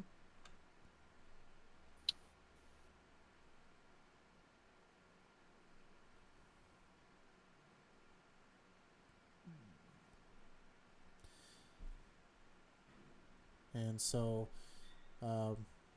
the other guard that's standing by the gate takes out what looks like a giant straw and puts it up to his lips and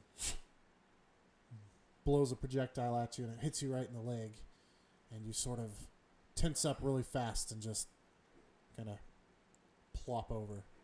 He says, now, little drow," and they all leave out the gate and close it behind them. I'm definitely not pleased with this. Can I even verbalize? Nope. Didn't think so. Roll a d20 for me.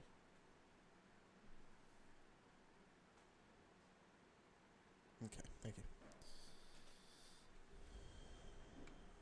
All right. Wasn't even trying anything. I was just looking. Yeah, but, you know, these drows are dicks, so. That just tells me that they're afraid of me. At least that's the way she takes it, because, if they attacked me for doing absolutely nothing, how are they going to take it when I actually do something? Right. Let's Seeing this, I'm going to go over and pull the projectile out.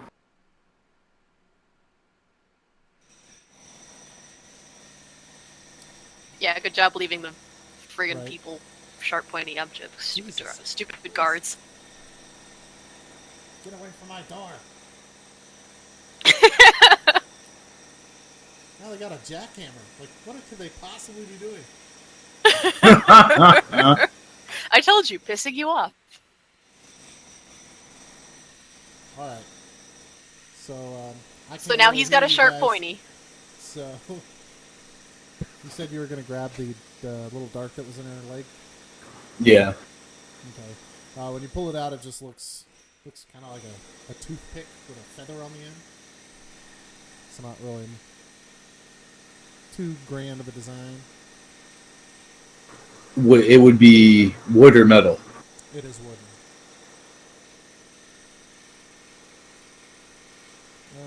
Let's see.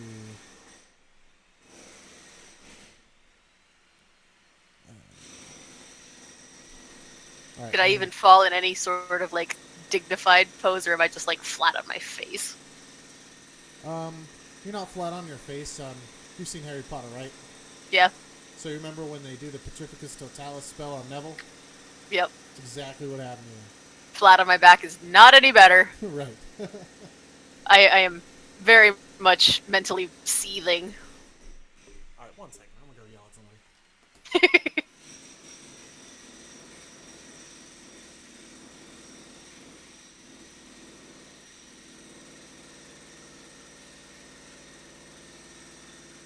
What are you doing with the toothpick? Stashing it with, on my person. As I say, you're not going to give it to your spider for fetch. No, it might be more useful than that.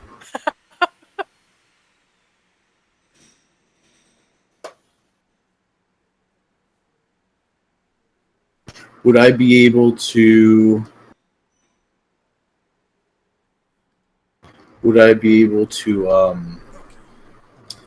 tell if there's any poison still active on the dart?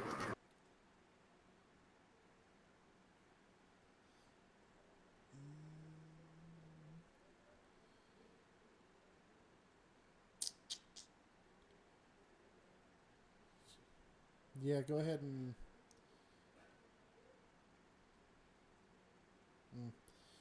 I don't see the need to really roll for that. So, it doesn't appear like there's any poison on the dart. We'll say that much. And I hear the that happy gnome in the back going, I dare you to stick yourself up.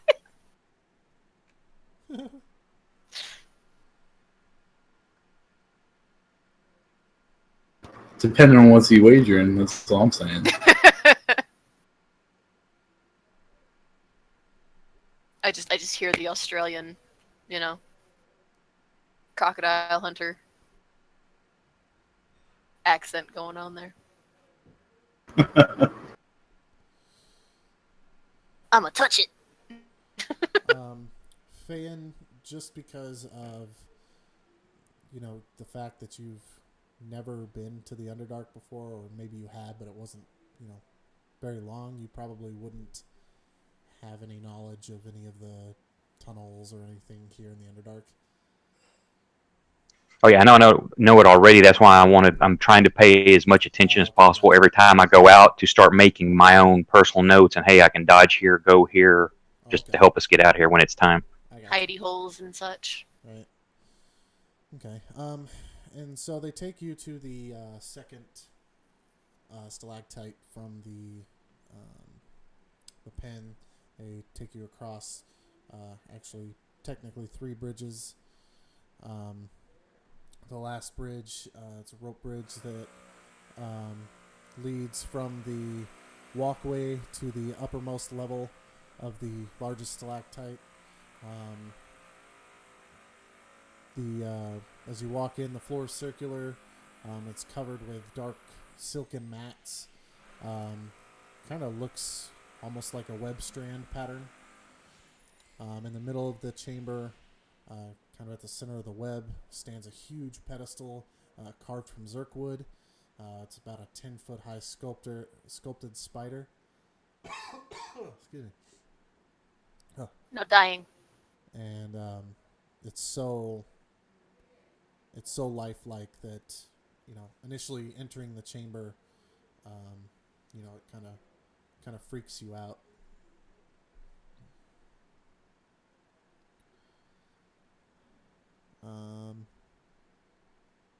Go ahead and roll under your religion, Fan.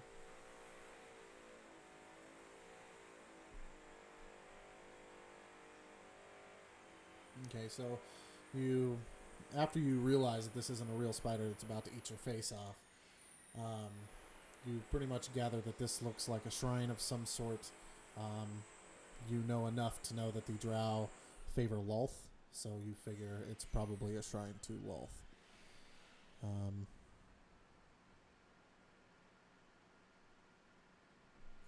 Also, looks like it's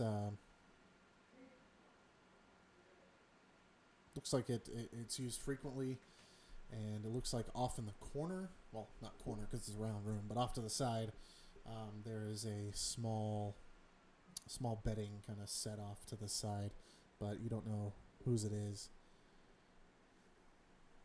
And I will.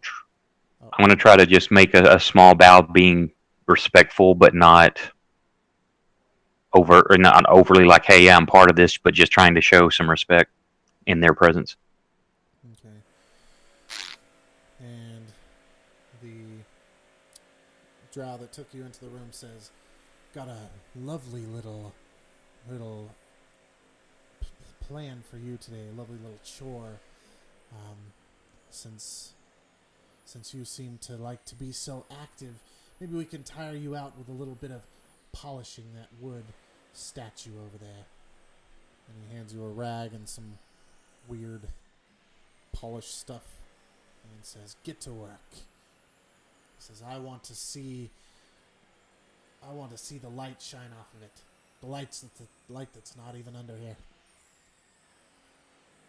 I do what I'm supposed to, and keeping my eye out for any kind of little tools or weapons I could palm. Okay. Go ahead and roll under your perception.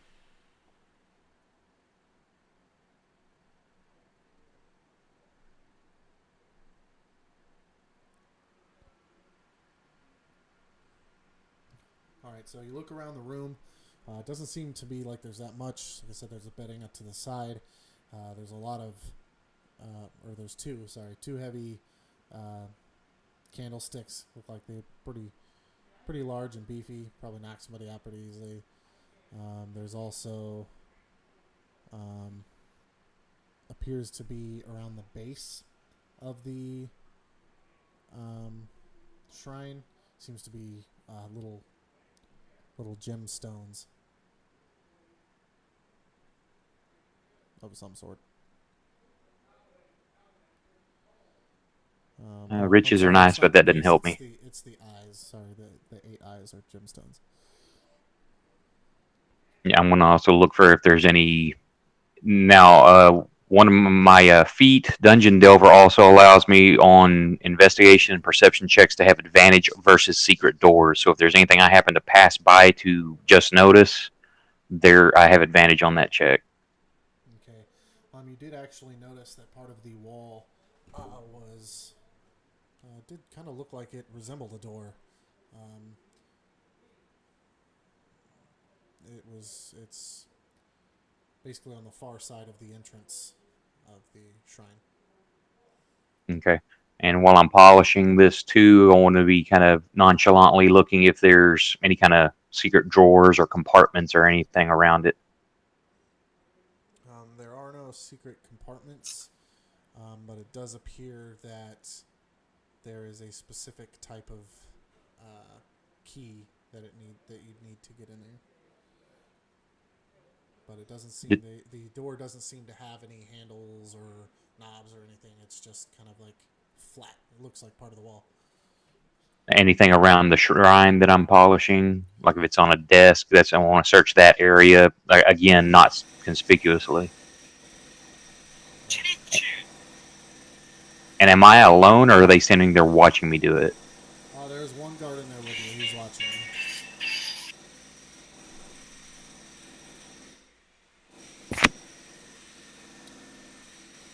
But yeah, it's not sitting on a desk. The shrine itself is pretty big. It stands just barely taller than you. And it's just made out of wood.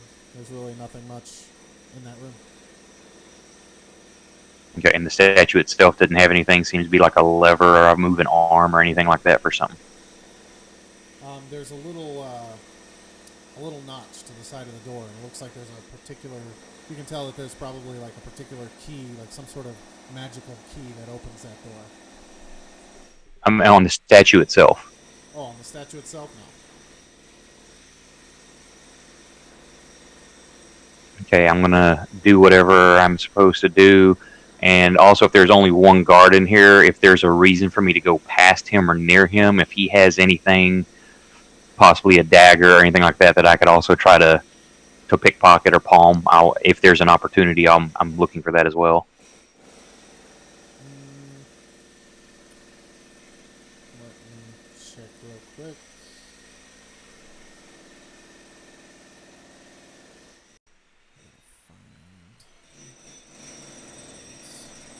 One second. God, do you hear this monstrosity out here? Yes.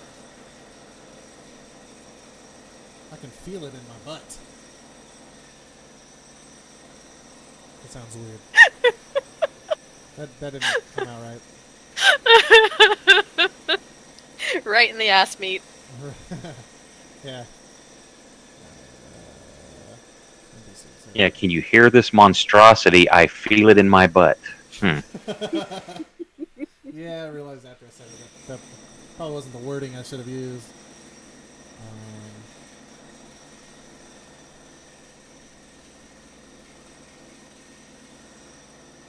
I mean, at least it's clearly a jackhammer. If it was just a vague vibrating, I'd be more concerned. Right? Like I can literally feel it vibrating through the chair that I'm sitting in. It sounds like he's jackhammering into my apartment. Alright, so looks like the... I don't see any equipment that... Oh, here we go. Looks like the only piece of equipment that you really see other than his armor is a large spear that he just kind of, keeps in his hand.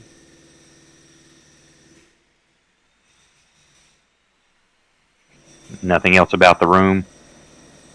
Like palmable? Nope. Do what I'm supposed to do and make note of the door. Alrighty.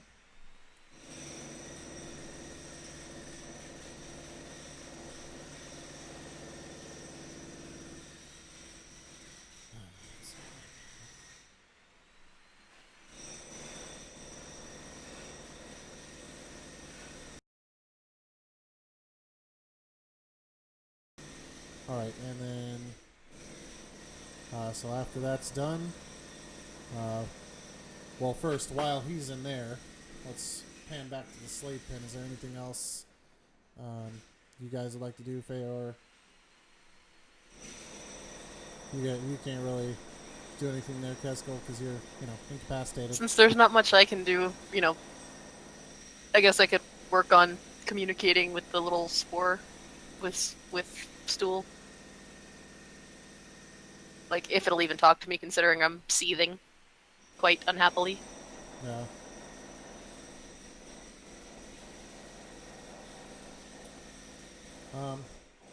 Stool doesn't seem to be saying anything. It seems that the only images that he keeps wanting to put in your head is, him being petted by his mommy myconid, Right. myconoid, whatever they're called.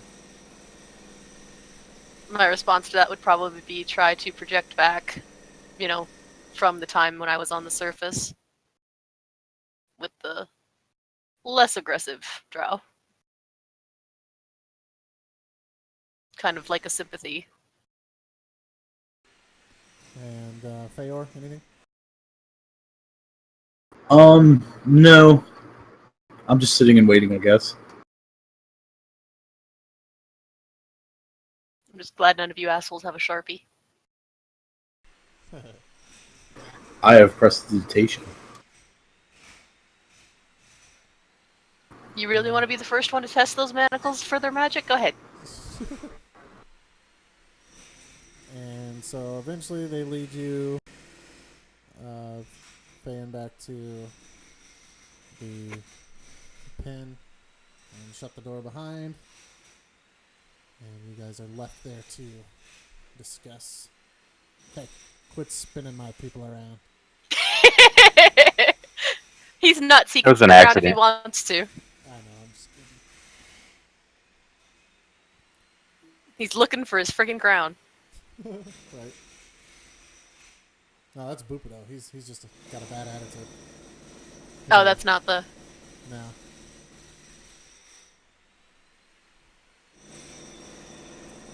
Alright, so anything y'all want to... Is the discuss drow or still raid? unconscious?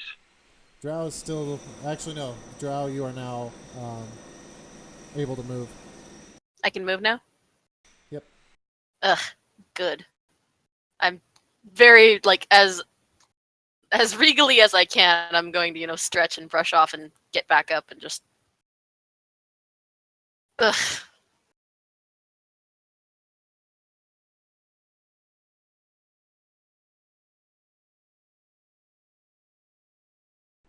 Anyone else? I had the pleasure of polishing your precious Spider Queen statue. Oh, snap. She's gonna take a breath in through her teeth and just, look very, very uncomfortable for a couple minutes before she relaxes and just kind of quirks her eyebrow at you like she did with the other.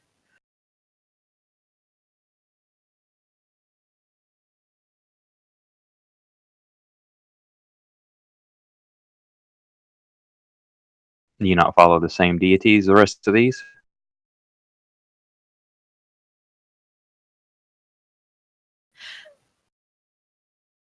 She'll...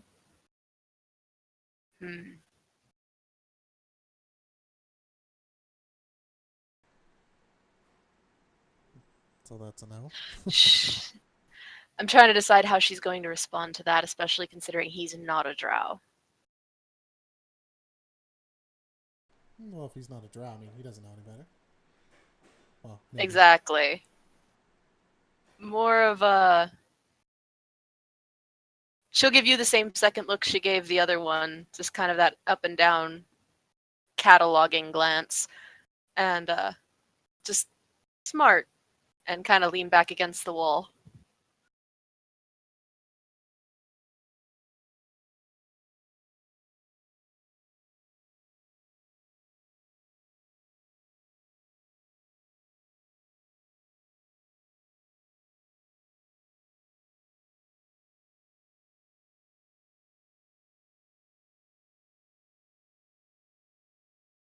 Just kind of nod and go about my business.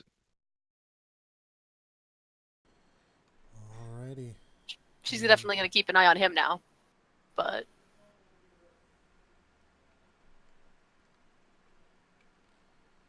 I assume since the player's not here, is the Dragonborn friendly or at least non-aggressive towards me? He's got a temper tantrum, is what he's got. He's... Hold on. He's friendly. He's just, he doesn't really...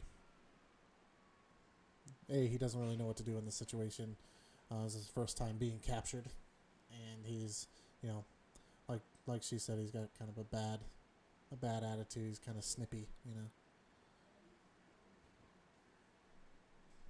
And what are the twins? They're deep dwarves, or what are they? Deep gnomes. Deep gnomes. Okay, they're the Sverfneblin. Say they're a friend. Do I know that they're a friendly race? Yeah, I mean, from what you could tell so far, I mean, with the conversation, you know, they seem to be that they had earlier with you guys. I think you were in the. I'm pretty sure you were in the sleep pen when they were talking He was. about the. Okay, so yeah, they He was seem to busy be playing with friendly. stool, though. They seem to be friendly in nature. Like the whole time you've been in there, you've never really seen, even though they look shady, you've never really. They seem to almost treat the whole thing as a kind of a joke. You know, they think it's awesome in a sense. They're like teenagers. I want to see if I can just kind of chat them up a little bit, casual stuff, and then mention you're from the underground, are you not? Oh yeah, all my life.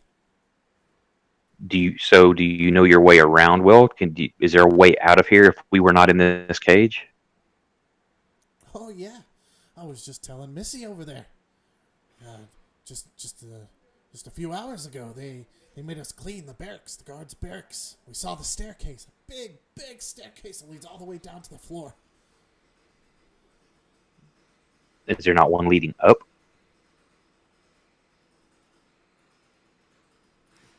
Leading up to where?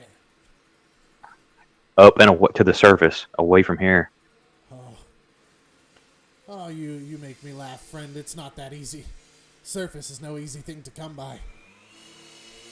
So what's down? Oh, well, I mean, I'm not entirely sure, but I'm pretty sure if you had a little bit northwest there, you'd probably eventually run into Minzo Baranzan, maybe even good old Slubladop.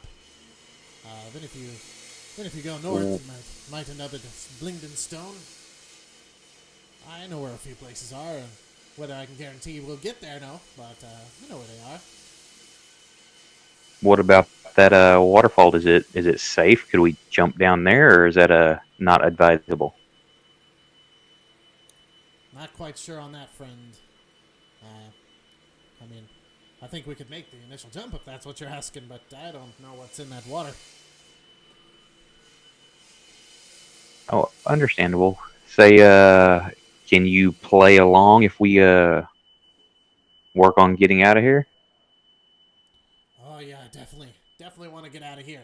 I'm not looking to go to Minzelbrands and be a slave for the rest of my life. Okay, I'm gonna try to pick their locks or their manacles. Okay, go ahead and roll.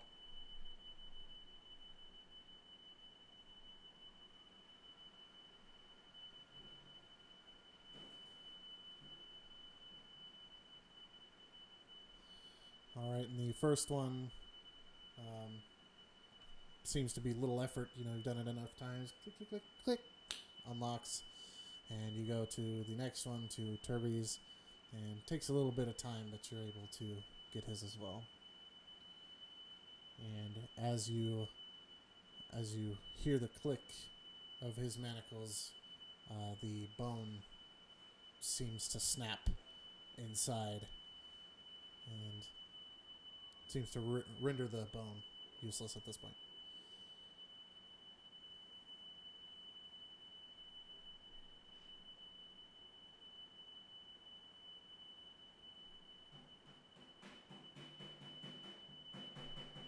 And one of the twins says, "So, what's your big plan?" I don't have a big plan yet, but I've been trying to memorize the layout, and I've got the dwarf and the elf are freed as well if need be, so we can come together with something. Maybe we can either overpower and make a run or sneak out, preferably. I don't know. There's a lot of drow out there. They're always out there. And there's more than I could defeat, I can tell you that. As far as sneaking, well, I guess that just depends on who's the sneakiest. And Jim Jars in the bat. I bet you 20 gold I'm the sneakiest. Which one's that? Is that the That's other the- drow? No, that's No, the the other deep dwarf. Oh, the other. Yeah, the gnome gambler. Say, well, I'm not sure where it leads. Probably nowhere good. But when I was polishing the statue, I noticed looked like a possible another door, but it has a special key. Looks like. So I'm not sure if I could get into it. And how loud are you saying that? I'm whispering to those two. I'm not trying to like, hey, everybody, guess what? Right. Okay. Well. But I might overhear. Well, I noticed that. Yeah, you're right next to him, pretty much. So you might overhear. I don't know if I'd have any bonuses to knowing I just that noticed based that on. Eldith was across the way, and Eldith would have actually known, because she even mentioned to you that she had been to Ilvara's quarters, Polishing. and that's actually where Ilvara's quarters are. So, but I'm giving you too much information. So.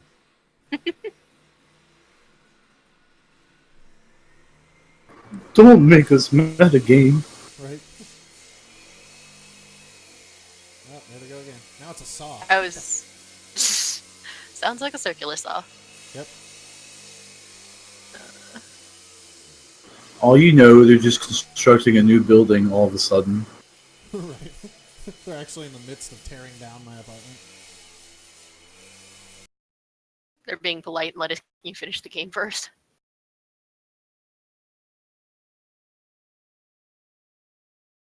Alright, so I'll let you guys plot for a moment.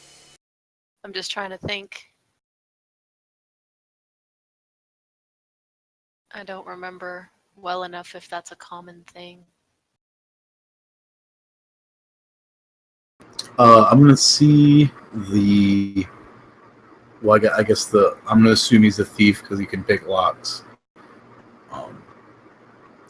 Talking and fiddling around with, some more manacles, and I'm gonna go over and show him the dart I pulled, and see if he could use that in his lock picking.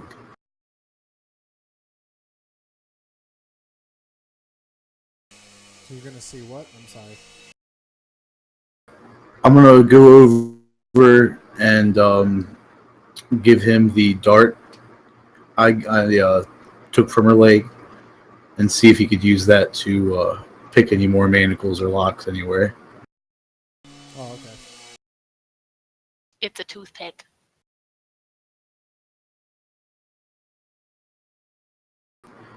Could be decent hardwood. Hard enough to stick in your leg. Shh. Yep.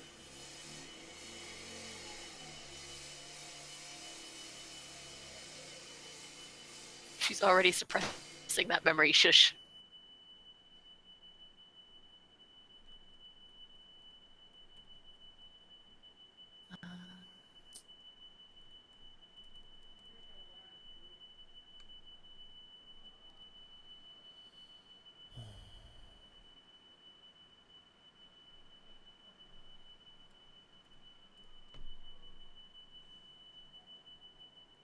So no, it's not good enough wood, is what you were saying. No, it's like you said, it's hard enough to stick in your leg. I mean, you could potentially use it. I mean, there's a higher risk of it breaking, but I mean, you could use it. So your NC's handing you the thing. Yeah, if it's something I can use, definitely, because I just broke this bone, so I don't have any other way to pick any other locks or manacles.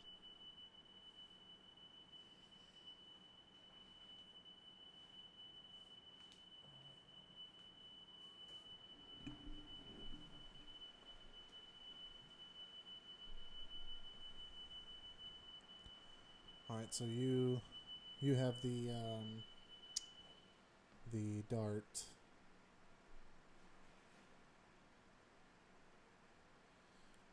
And I will say this. I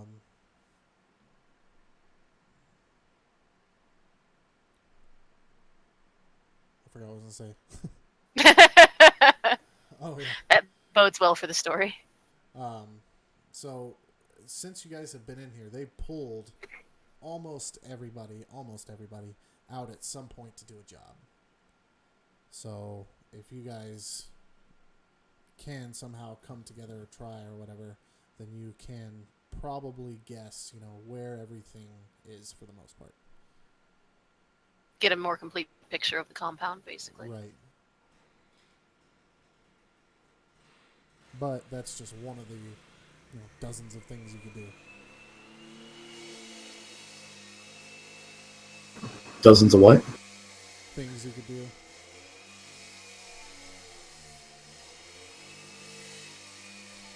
Are there any more opportunities to search for useful items outside of the pen?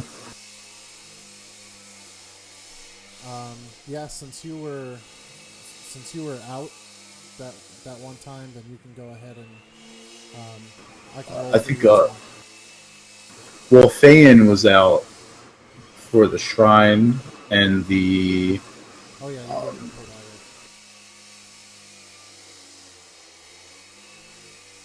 So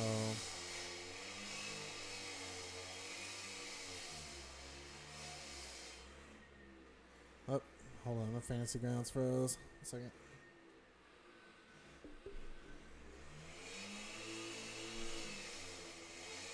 It's protesting the construction. Oh, it's terrible. Like, it's so loud that it won't even pick up my voice half the time. Oh, you're using the auto pickup? Yep. Are you not? No, I'm pressed to talk.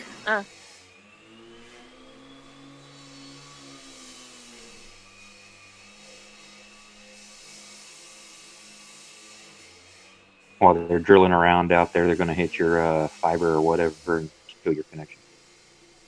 Don't jinx him.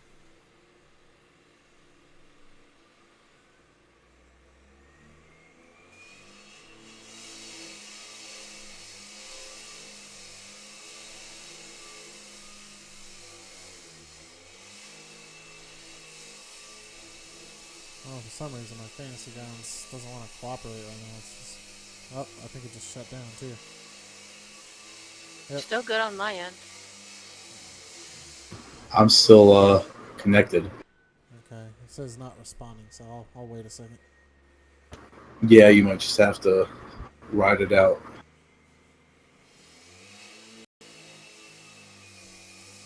Alright, I think we're good. Yeah, we should be good. There we go. Alright, what was I doing? Oh, yeah.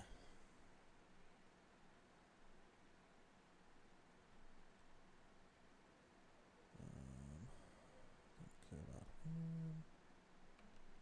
About him.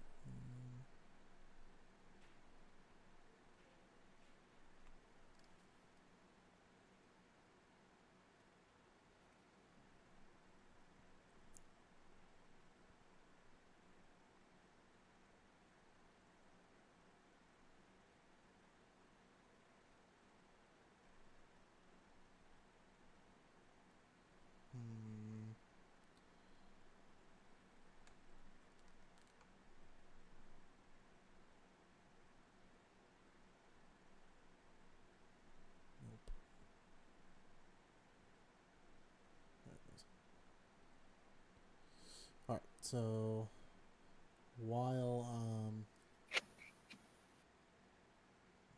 while Fan was out, I'm gonna roll to see if he happened to scavenge anything.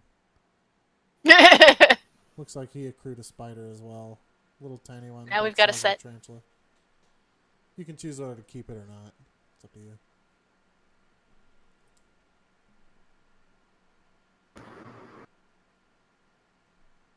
Who found the spider? I'm sorry. Fan did. You've got a breeding pair now.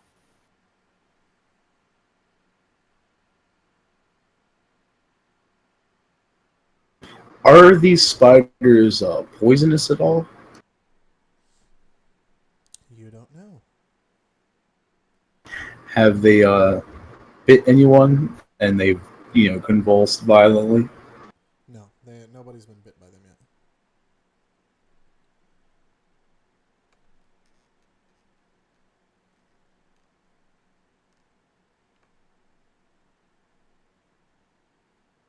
can feel you looking at my drow. Don't even think about it.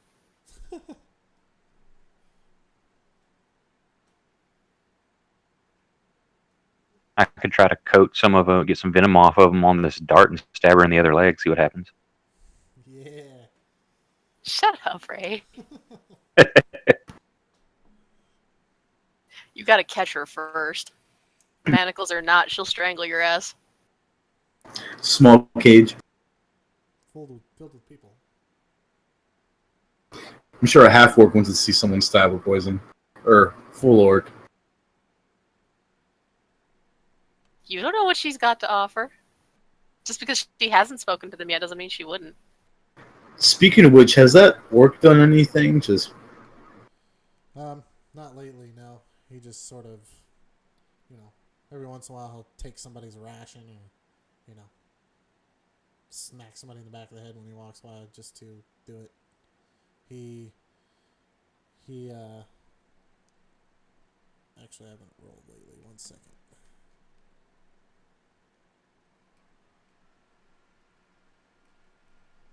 Which one seemed to be crazy? Was that the other drow or Kuatoa? Was the thing that thinks it's an elf. Quaggoth, yeah. The drow's just really, like, withdrawn, apparently. And which one was the prince, or the supposed prince with his kingdom robbed? That's the crazy one. Yeah. Okay, that's what I thought. There's still a fish person in there.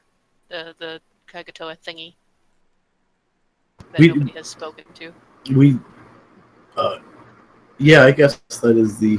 Well, I don't think anyone was really spoke to the orc either. He tried.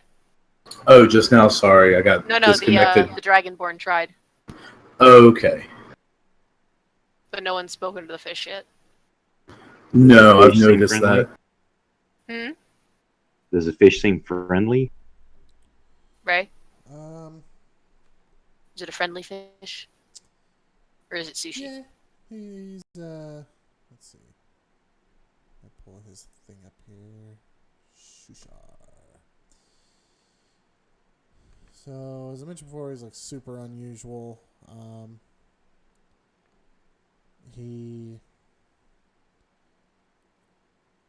kind of comes off as sort of like a hippie, like he's kind of in tune with the world. He's just sits in the back or to the side on his fat ass and just meditates. Stares at his hand. Yeah, when people approach him, he'll talk to you, but he's trying to get his feng shui going. They can touch everything but themselves.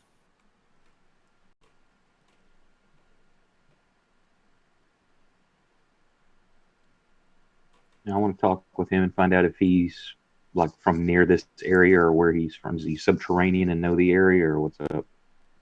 You really just want to get in the water, don't you? I want to get out of here. And that's a very quick, easy way to do so, looks like. I just don't know the safety. I am not jumping through all of those spider webs trying to get in the water. Do you know what those things eat? There's no spider webs by the water, didn't look like. I'm looking at the map and there's spider webs all over right there. Well, the spider webs are they're below the stalactites, above the water. So spider webs kind of catch anything that falls. But, I mean, the waterfall, if you look, the waterfall, there's an opening there right in front of the waterfall. So initially, somebody could jump down there. Okay, I see it. It's a very tiny opening. Yeah, you got rock right over the bridge there. It kind of goes where the wall's curving to the waterfall. If you could like jump over into the water and let it take you down. Yeah. There's still spider web I'm right sure there. Like, I can see it. But yeah, and I'm pretty sure it's a stupid idea, but hey, it's not just looking. You don't know until you try it. shh! Don't encourage them. I don't want to go for a swim. Oh, here we go again.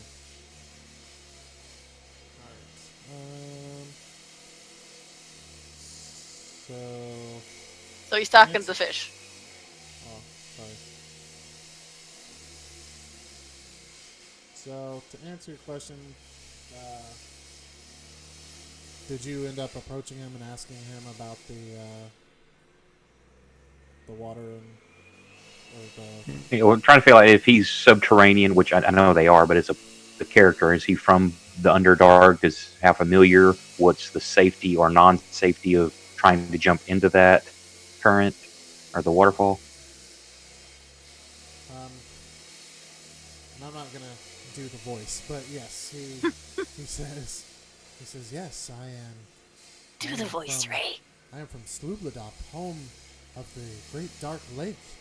We spend a lot of time in the water. As far as the waterfall, I'm afraid I don't know what waterfall you speak of.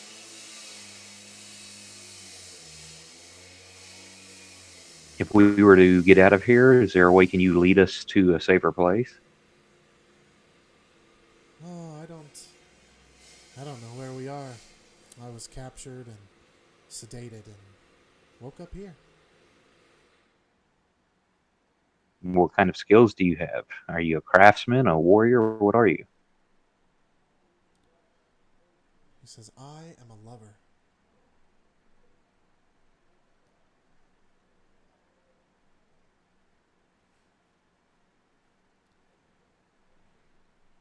He says, I seek many answers to questions that you yourself may have.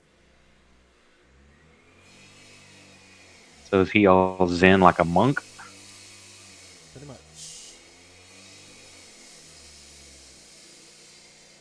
I'm gonna tell him, let me see your manacles. I'm gonna try to pick his lock with a dart. Alright, go ahead and roll.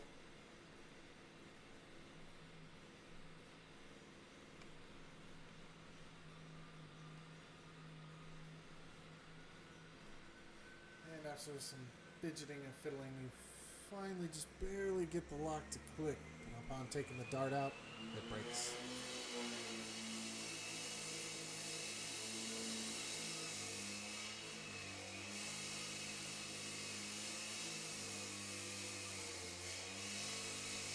And he just sort of looks at the manacles and looks to you and he says, thank you, my friend.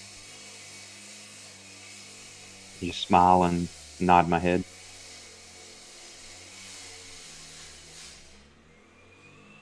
Is the dart still usable? And Mr. Bad Attitude Boopido over in the corner seems to catch on to what's going on. And he comes up over to you. He says, what in tarnation is the plan here? You guys act like you're the only ones that need to get out of here. I need to get out of here too. What are we doing? What are we doing, son? And who is this? This is the Darrow. He's a short, little, angry guy. I'll show you a portrait of him. Yeah, the dark dwarves.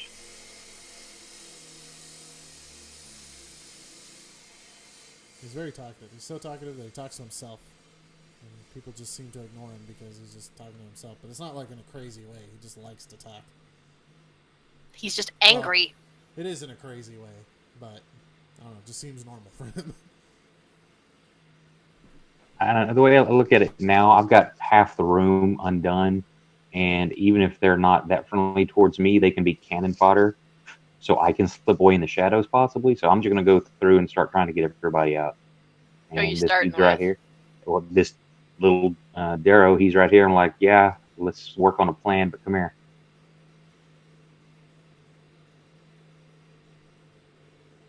Okay, but the, ooh.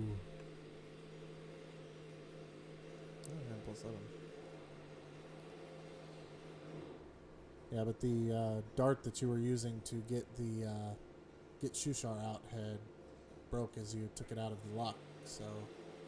He did ask if it was still usable. Oh, did you? Yeah, I did. You were cutting out somebody and said if it's still usable, I was going to try. Oh, my bad.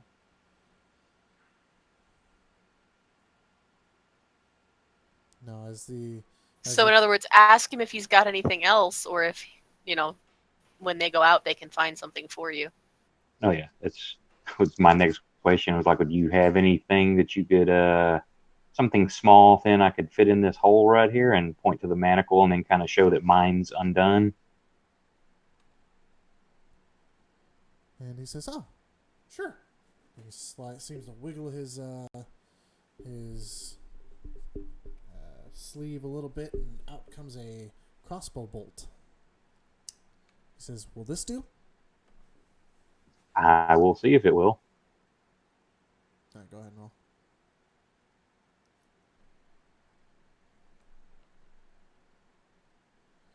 And you put it in there, clink, clink, clink, and click, his stuff comes undid.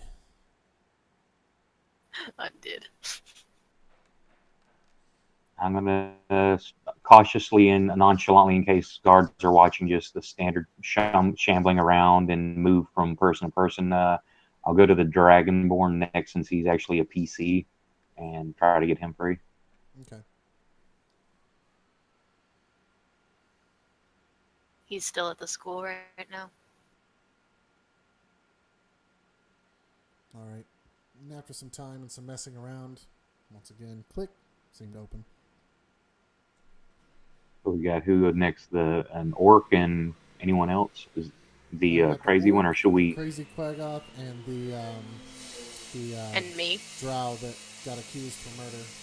He didn't get me either. Oh, and apparently Kestrel. So do you want to get out of here, or you want her to stay snooty? That's up to you. I mean, it really depends on how you approach her. No, that's what I asked her. Oh, you're gonna go up and ask her that? Yeah.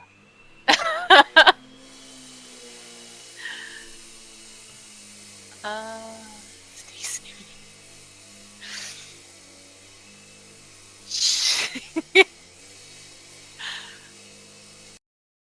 Are you gonna show her that you're undone? No, I just asked her first. Are you gonna ask her first?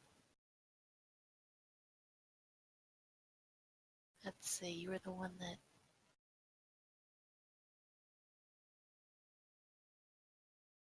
Okay. Huh? What? Oh, I know exactly what I want her to do, but she really wants to get out too, that's the problem. But he was smart enough to ask about the statue, so he gets bonus points for asking. Like I said, she already spoke to him, so he's higher up than pretty much everybody else except the drow at this point. She gave him a word, which is, you know. But if he's not gonna show her, she'll acknowledge you. She'll look at you, and kind of just that semi head tilt to the side that says, you know, I'm paying attention to you, but I'm not really. And she's like, well, if anybody was getting out of here, I'd be happy to go. Yeah, I'll kind of just glance down at my manacles and show that they're loose. She gives you the slow, okay, nod. And, you know, turns her back to the, since she's still there by the gate, turns her back to the tower so that they can't see around her. And, just kind of offers her wrists and looks at you with a, well.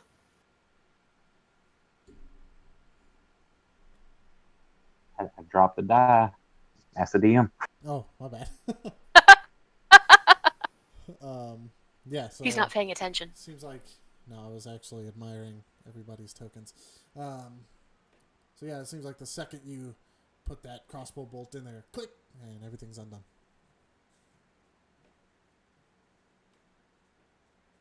You're getting really good with these locks. Which is good because now she's that much more impressed. Cool, so I'm just going to kind of nod at her, and then I'm going to walk back through the room, and I guess we got, what, 2 left? She'll give you a very sly smile. Got the Quaggoth that's crazy, and the drow. The other drow. Yeah. And the orc. Oh, yeah, and the orc. I'm going to look at the female, and so is the male Is he going to be trustworthy? She'll look at him very consideringly. He hasn't shown any inclination to work with them. And being in here is a great insult to someone of his standing. I imagine he'd be happy to leave, but trustworthy among the drow is this tricky substance. If it was to a situation, and even concerned with you, no offense, but if we were to get caught or look like we're going to get caught, how easy for someone like that to give us up to gain favor? That's just standard practice. But as he wants to leave, I don't think he would. What about I the can ask crazy him. one? You think we should free the crazy one, or is that going to be too much trouble? The one muttering in Elvish. Yeah, we And don't she's need very some disdainful when loose she says cannon. that.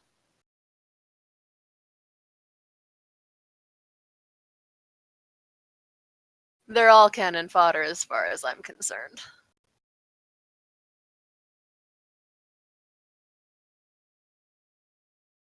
Understandable. The male drow, and I'll talk to the orc.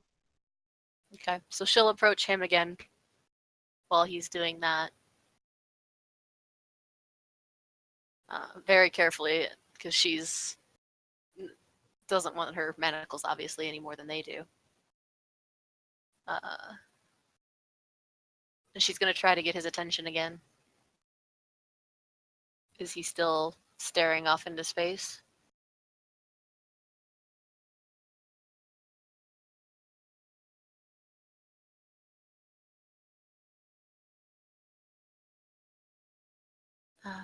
So probably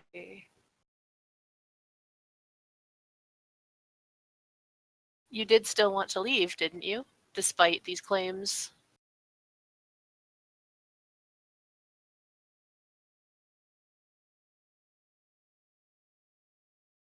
Right. Well, she's trying to get his attention, so she's asking him. She's trying to see if she can get him to respond to her again.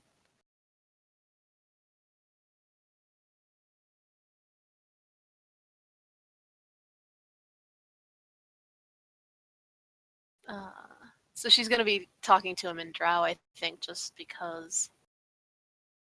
And mostly because she doesn't want to be terribly insulting now that they're actually close to getting out, but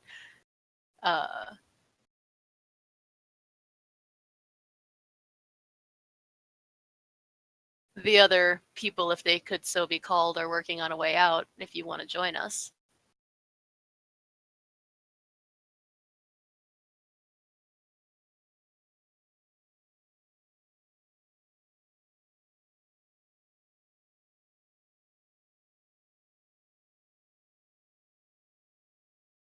Oh, good.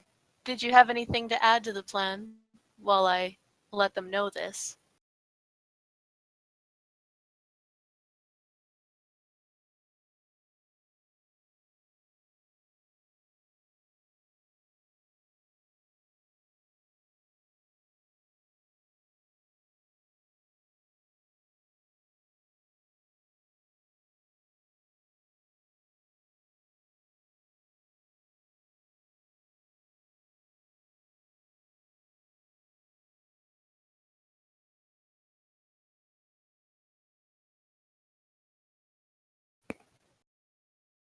Did he ask what is the plan? You're cutting out again, honey.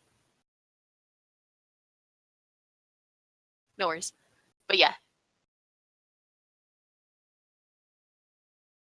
What's the plan? We're working on removing the shackles from everyone. And then from there, we haven't quite decided yet what's the safest path out.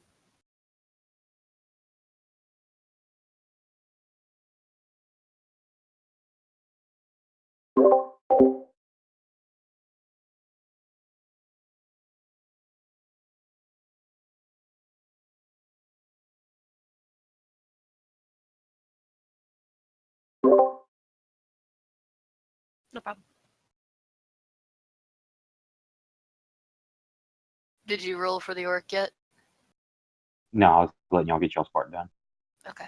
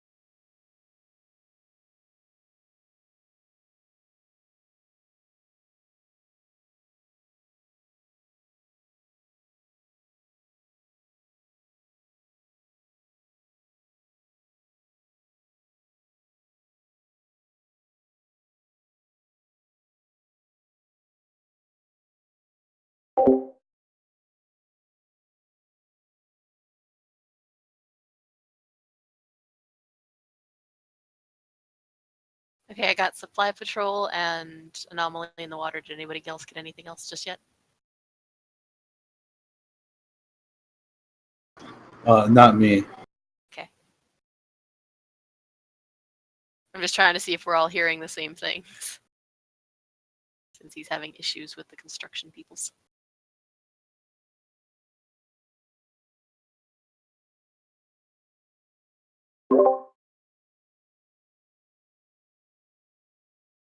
I'll help you.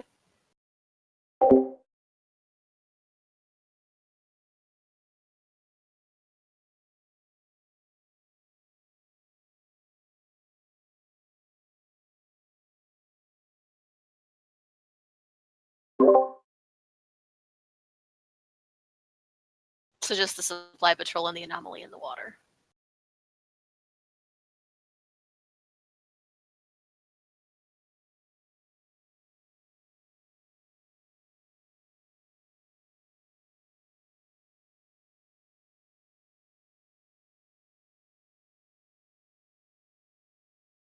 Okay. I'm gonna ask the orc. I'm like, okay, boss man, you want to get out of here?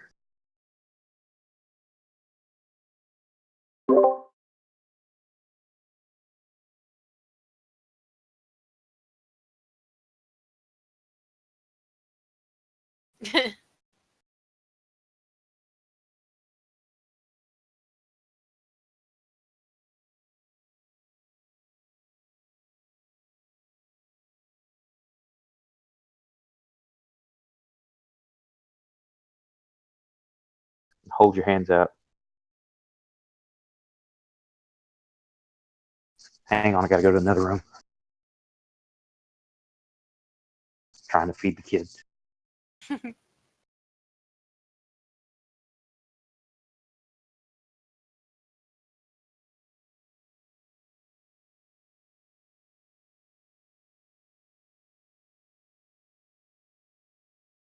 He rolled.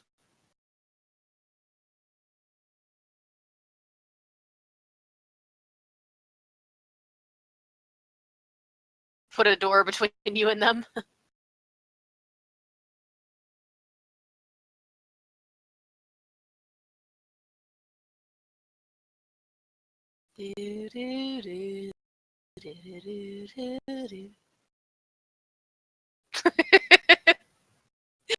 I knew you wouldn't be able to resist that.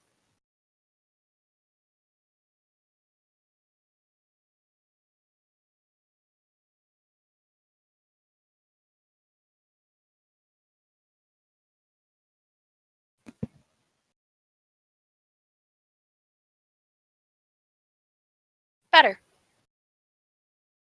Much. I hear you fine.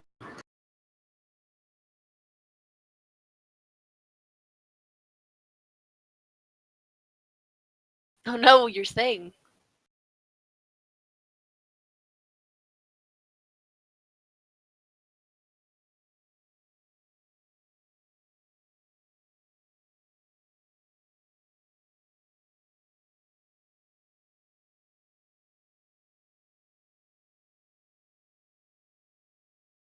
The orc.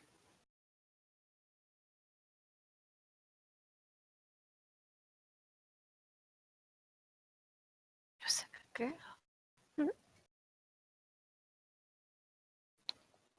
Yes, sir.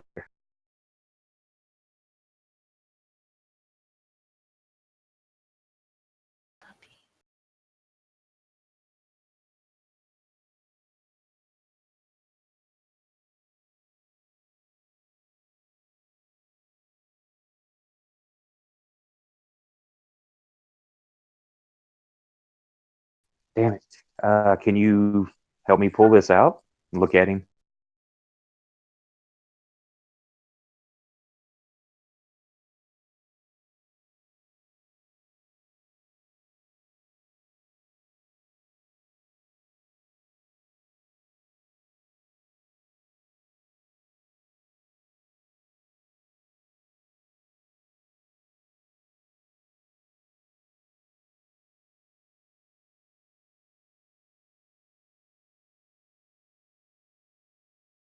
Hello? He was looking for that character's page. Oh, I'm sorry. I just it was just too silent for my taste. We'll fill the background with music. Right.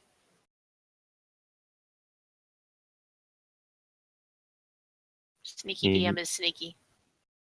Need to get that the extensions and stuff so you can have like Sirenscape playing and stuff in the background.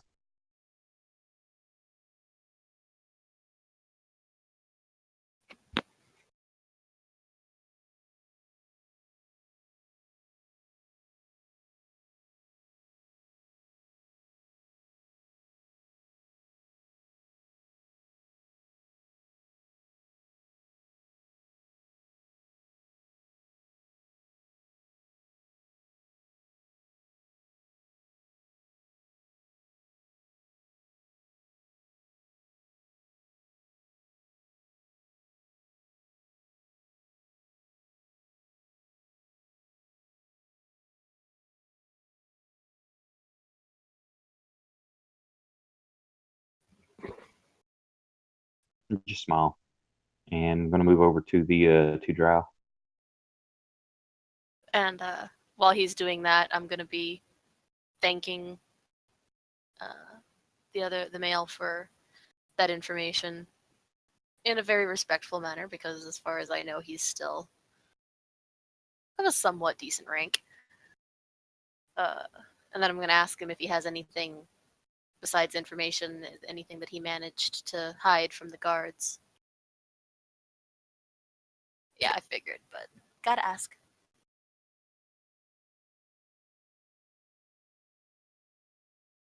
So you're coming over, and I'll let you know that he agreed, and that he's very eager to get out, just like we are.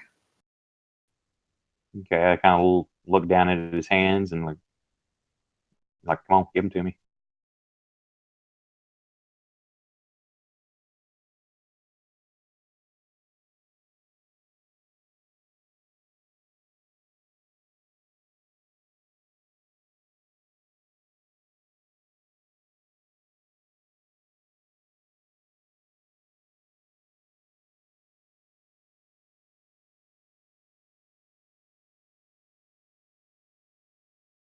Nat 20.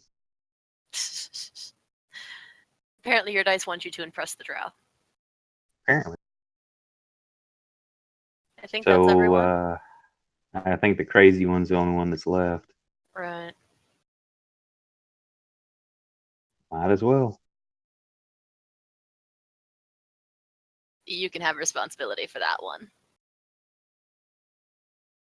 I'm just gonna go over there and like look at. Are they gonna acknowledge me as I come up and like kind of squat down in front of them or whatever they're sitting or anything?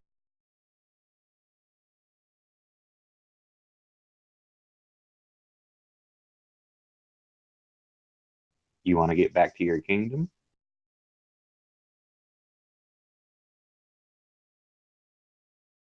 Hold your hands up.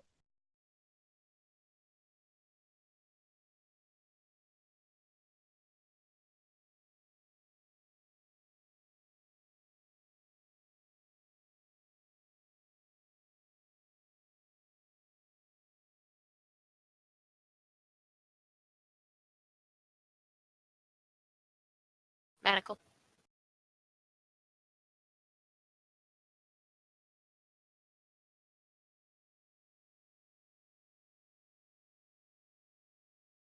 Well, we're not out of here yet, so we got to work together. Let's. I kind of look around everybody like, let's try to put a map together from where everyone's been. Describe what you've seen, and I want to try to start like sketch it out on the ground or something.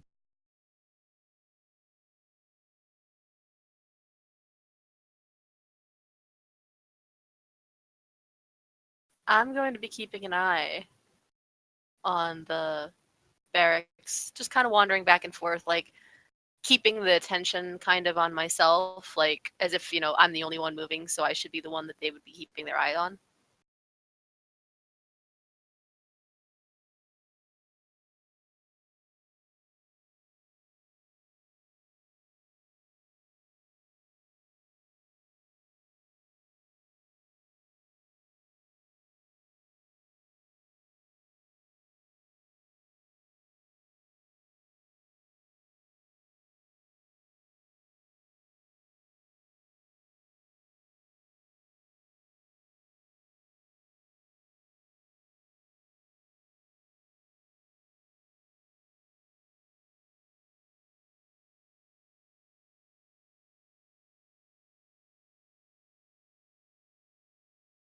The stalactites.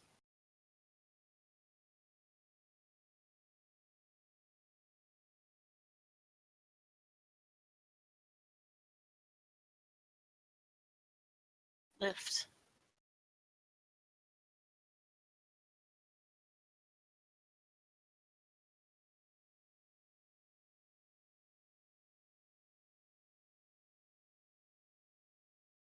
Why are there 4? Oh, okay, I see it.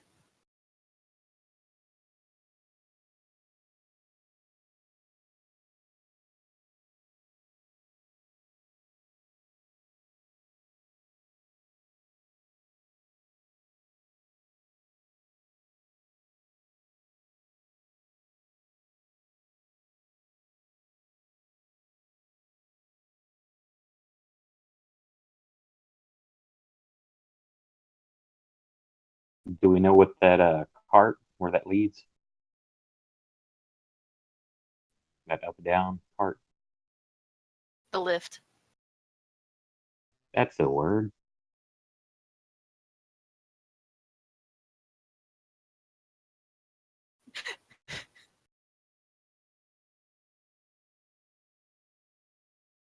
There's a reason that I generally just spit out words like that rather than giving you guys time to think about it.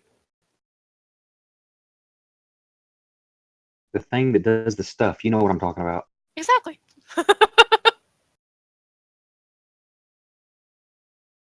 Do we know what the ground down there, does that lead to more of the city? Is it an away? Is it just a work area?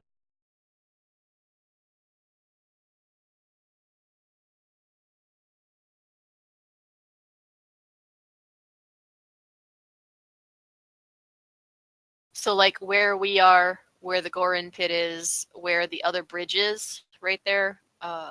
Like so if you cross the bridge from the central point to where you were cleaning the statue, like that upper part is on a cliff, and then the lift goes all the way down to the ground in the chasm below. Yeah, I got that. I was just curious on the chasm part, like at the bottom. Do we know, is that part of the city? Is it a work area? Is it a way to get out of here? Do we need to take that or what? It's barren.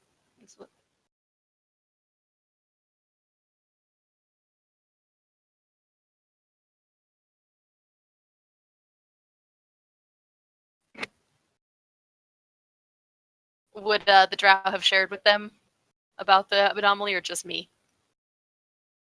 Would the drow have shared about the water anomaly with them too, or just me? Okay.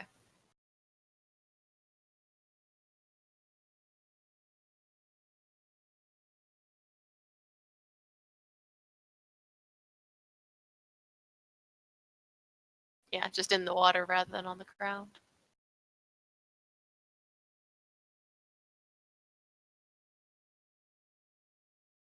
So do you guys So- want to try for the lift?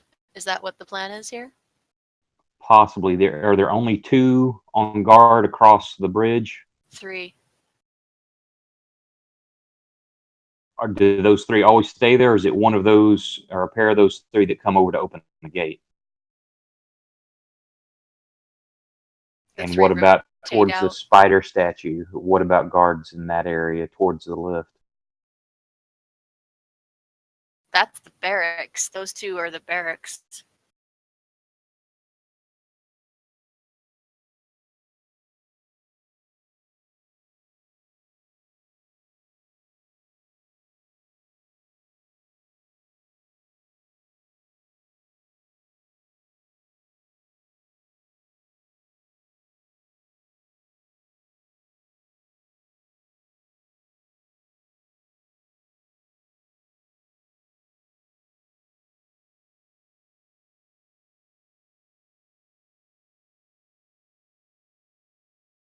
Did there appear to be any guards at the lift itself?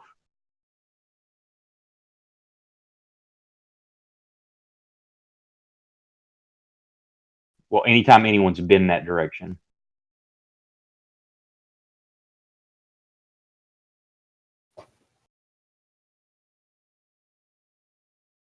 Well, the best idea I can come up with off the top of my head at the moment is for all of us to gather in the back of the cave and lay down and pretend to be sick, cough, things like that, to entice one or hopefully both of the guards next time they come to get one of us to come back there. We can jump them. The 2 of you other drow could take their clothing and then pretend to be the guards, escort us across, They can and we see can us, all. though. The ones in That's the why I suggest getting in the stalactite can back see corner us. of the back corner of the cave. There's no hiding.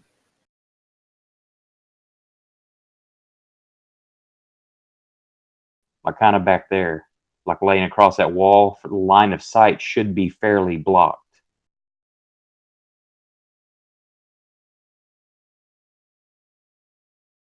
No, but we could all be laying down kind of in a clump, like acting like we're sick or something like that. Just kind of where there's going to be more of us to jump them at once. And then possibly use the 2 drow we have with us to pose as guards and lead us across to the others. And then we all hopefully ambush the 3 to take them out and then move on with weapons and armor towards the lift. Considering they only take 1 or 2 at a time, there's no way they're going to believe that we're taking the whole. Yeah, do it.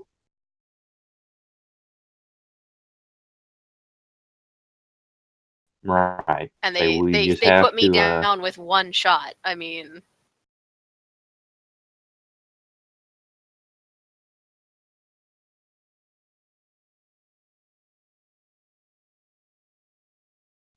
possibly then take the 2 beefiest, and as you're trying to leave to head towards the other bridge, have start a commotion, call for help from the other 2 or for the other guards to calm this down. And but have the gate of course not relocked, and the rest of us can hopefully rush across or sneak across and then come in from behind.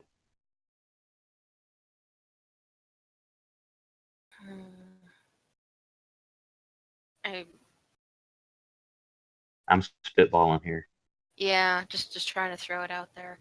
The only problem is the minute that they sense something's up, not only can they cut us off because there's literally no place where we can't be bottlenecked, you know. And like you said, there's 19 drow versus us, and they took me down with 1 shot, which they can probably do from a distance to all of us. I can use prestidigitation spell to make a odor to sound like to smell like natural gas or something within the cell, and see if that'll get them to open it or whatnot. I mean, I can cast too. None of you know that yet, but Now, getting them in here, I don't think is going to be the issue because they come fairly regularly. It's taking out that guard post across the way. if I ask, I'll ask the male drow for more information on the. He talked about a patrol. What's up with the patrol?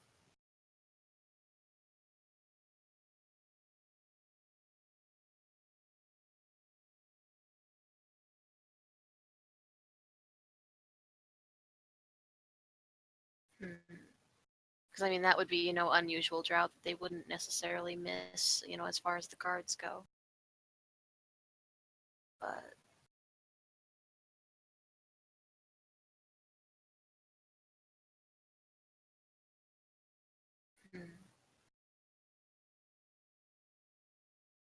because I mean, head on, like, there's really no way to do this, especially because like those things tried to eat you when you fed them, and they're right around the corner.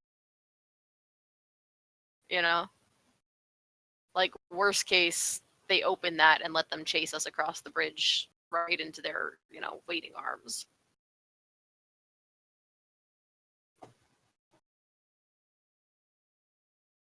That's assuming they care enough about prisoners to care that we're sick and come in and check us in the first place. Like, you guys all assume that they're going to come in and care. No, but when we're not responding to them telling us to get our ass up and come in there, what's wrong with you all? Kick you in the side, you scurvy dog, or whatever, and come in there. Then hey, possible. they're not pirates. I know. Pirates.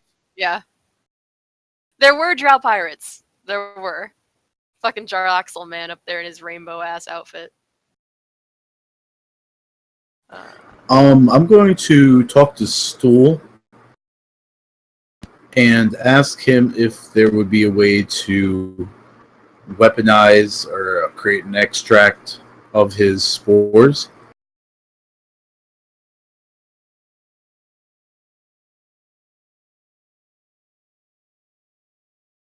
That is his no signal. Can he project a mental image that's overpowering, like either migraine or slight blinding or just incapacitation?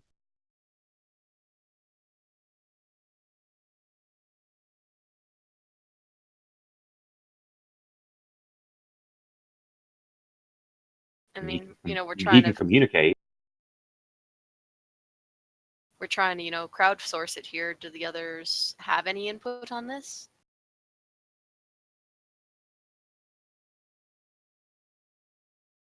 I mean, they've been here as long as we have. They know as much as we do. Do they have any suggestions?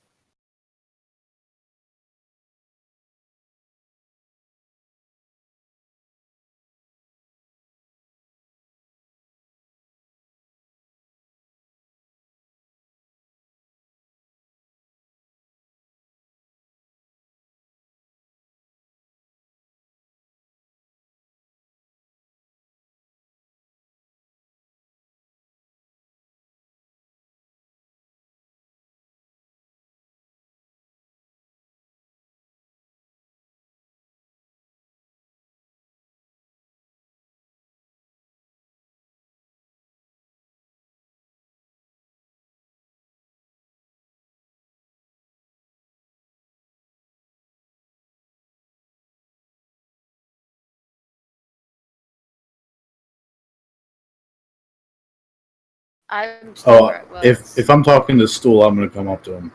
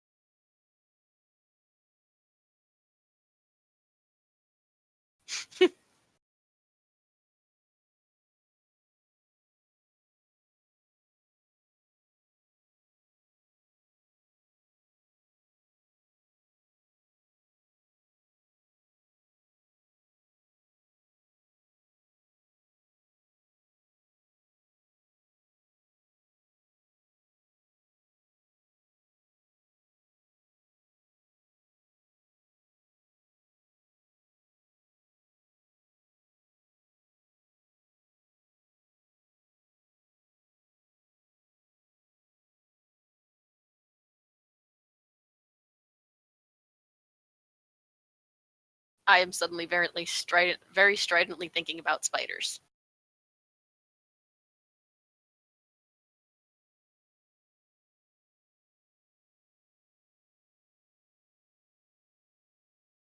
All the spiders, fluffy spiders, cute little tarantula spiders.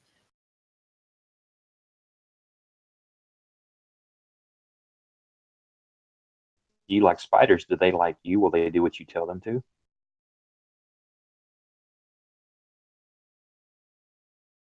Spiders, spiders, spiders, spiders, spiders. Spider-Man, Spider-Man.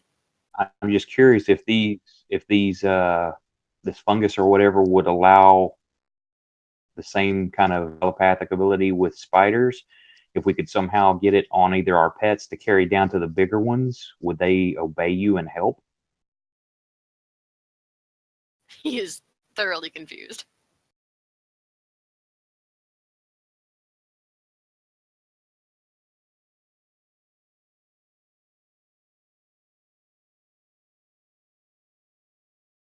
Tentatively, I want to say no because it usually has to be within contact, you know?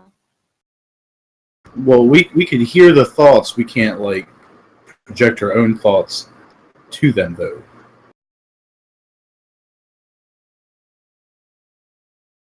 Yeah. Oh, right.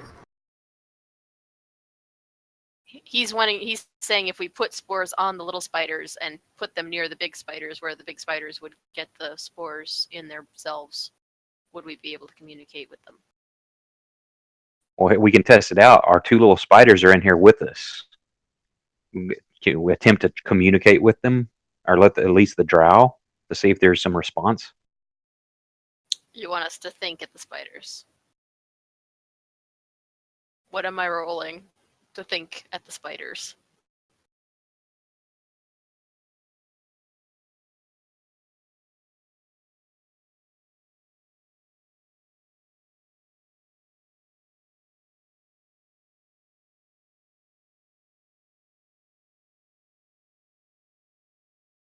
Hi. Yeah, everything 5th edition's bonuses, so go up.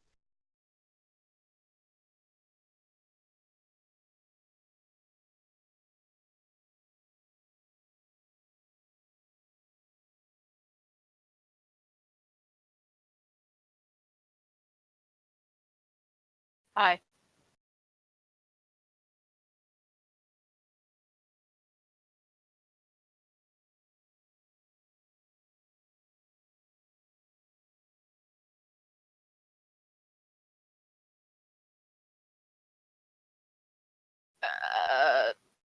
What am I thinking at the spiders? Strange human?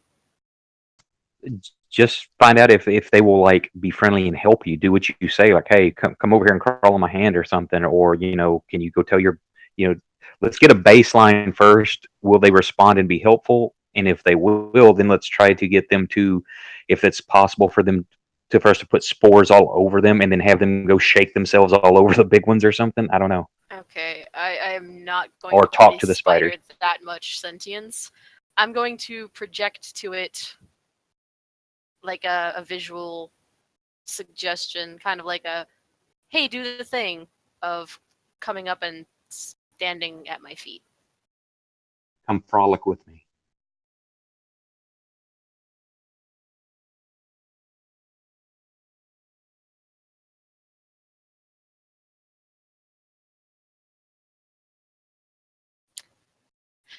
Spiders, spiders, spiders, spiders. It is not going to listen to me, by the way. Spiders.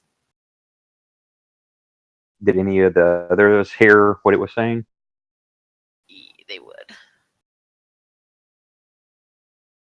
Well, since I have my own spider, I know of, and these spores are affecting everybody, I'm just gonna like mentally ask, how do you find my company? Pleasurable or not? You care more about whether the spider's happy being a pet Essentially. than our escape attempts over here. Well, better a friend than an enemy.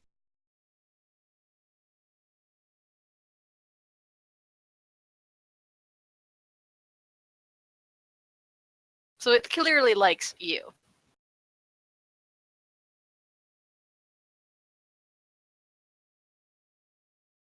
That's why I said, yeah, they would.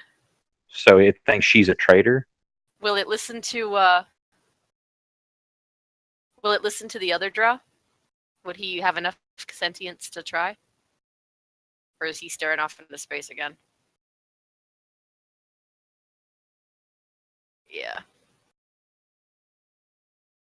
He is.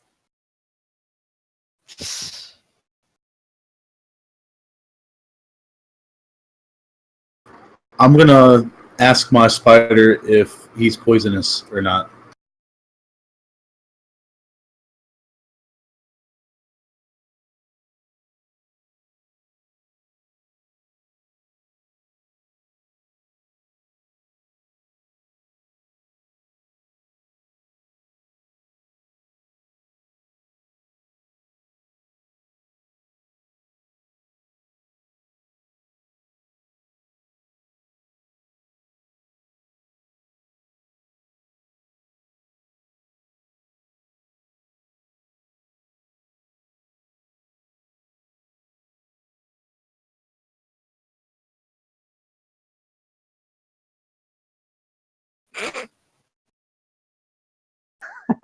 That's what you get for playing with it. That's why I didn't want it on me.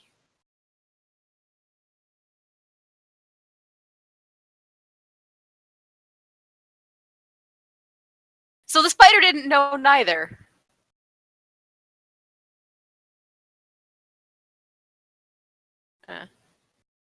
How come I get the mouthy spider? Shush. But I got the mouthy spider. Like, it couldn't just ignore me or, like, walk away. No, it had to. Oh, it had to verbalize its disdain. You know that. Yeah. Yeah, true. He can actually talk to me. At least I was smart enough not to put it on me. I'm not convulsing, am I? No. I want to try to talk to my spider to project images or whatever I need to, thoughts to kind of the game plan. Like if they were to talk to the bigger spiders, would those big spiders help us to get out of here so that we could run and play and be free and spread the word of spiders? Spiders.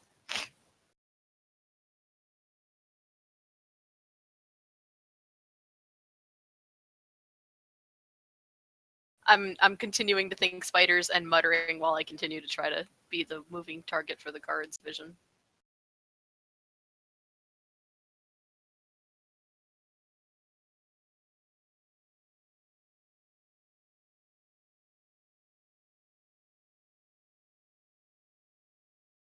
Muttering about mouthy spiders and stupid elves getting bitten and other useless drow.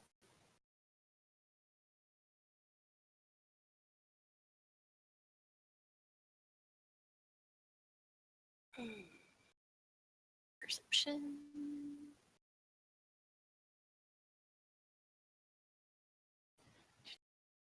Who's rolling? I am. Perception.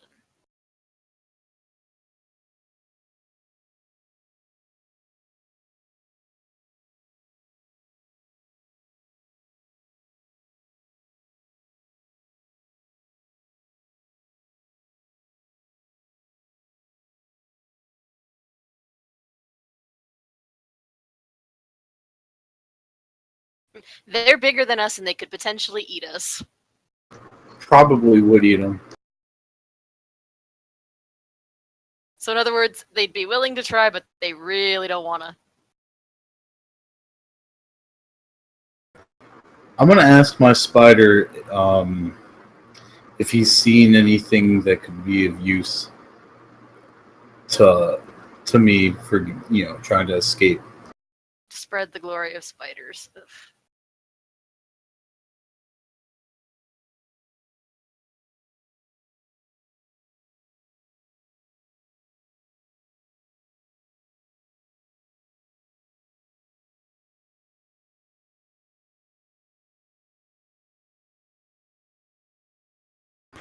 I'm gonna ask the spider if he knows about the anomaly in the waterfall.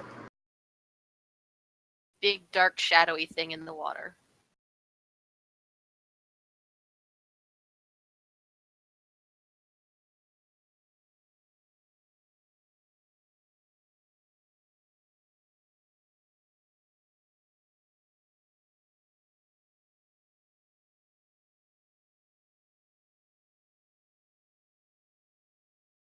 hunkers down.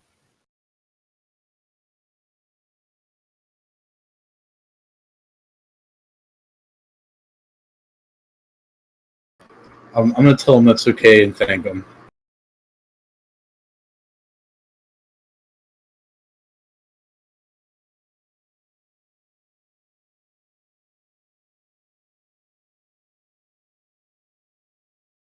Across the bridge, is it that actually a closed door? Is it like a barred door? What is that?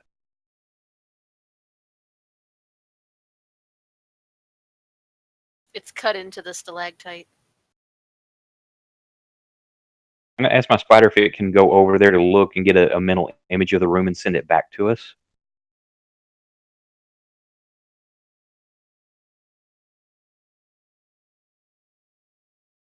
What do you say? He said yes.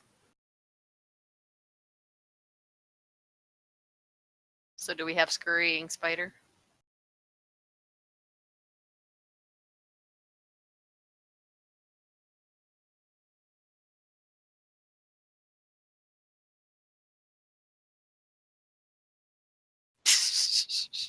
Plus, it's tiny as all fuck.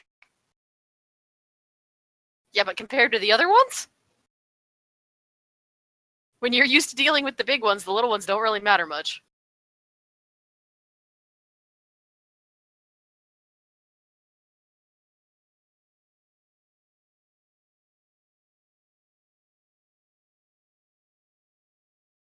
I give it a dirty look as it walks by me, because I'm pretty sure that's the mouthy one. Yep.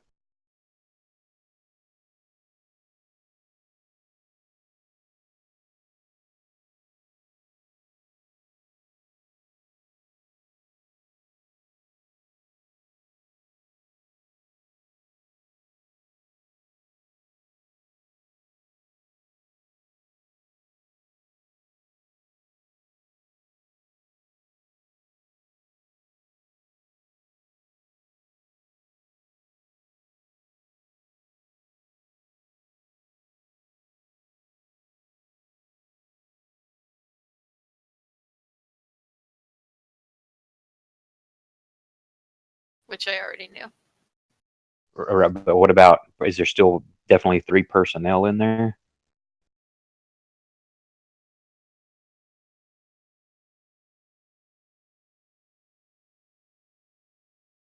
Two guards and what? An elite guard. Like a lieutenant, a higher up. Right.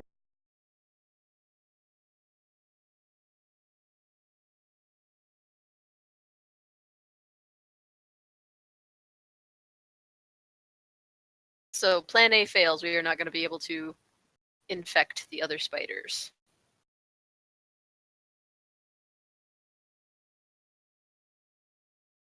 But now we have spider companions. Yay. And the little cave down the stairs, where does that go? That's the pits for the things that are aggressive and tried to eat you. Okay. And what about that little door to the side of it?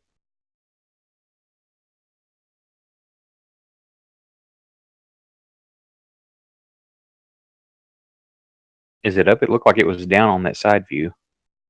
On the side view, it's down, yeah.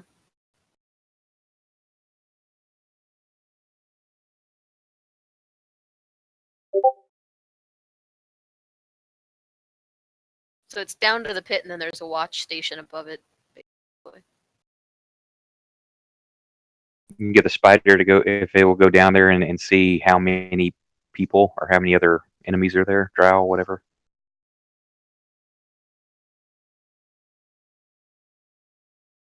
Because if nothing else, that looks like another jump point out to the water.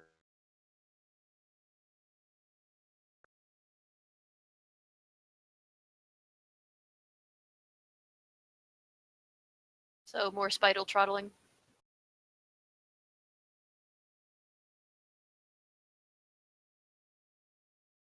Doo-doo-doo-doo.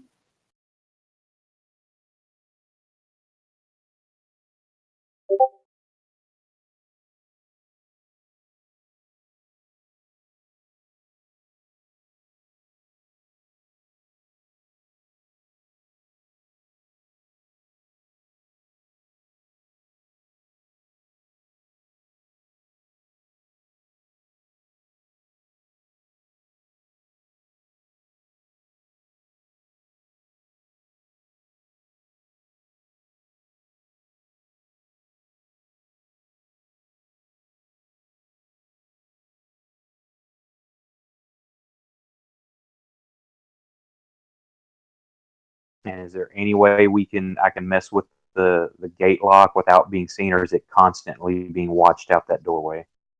They're watching us consistently. That's why I'm still moving around to make it look like we're not plotting.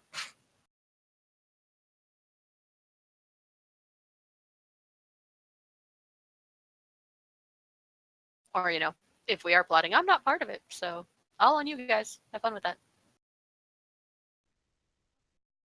Does your prestidigitation, does it have to have a line of sight, or could you project it towards the other bridge like a sound to try to pull them out of there?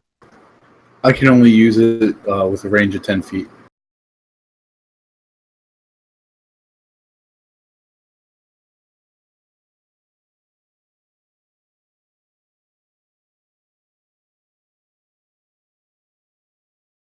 When the guards that open the door come, do they come from the like kind of across the way, or is it like the two that are in the outpost downstairs?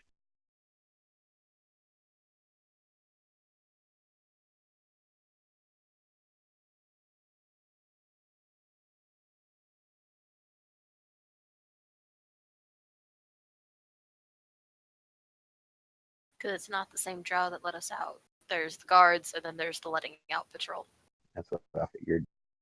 And I'm assuming all there is no light source whatsoever anywhere, or do they have torches or glow orbs or anything? Fairy fire.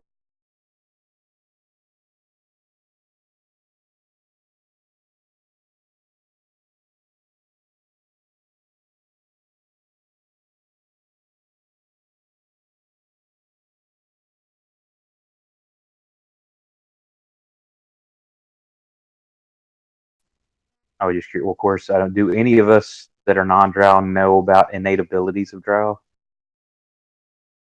from our time down here?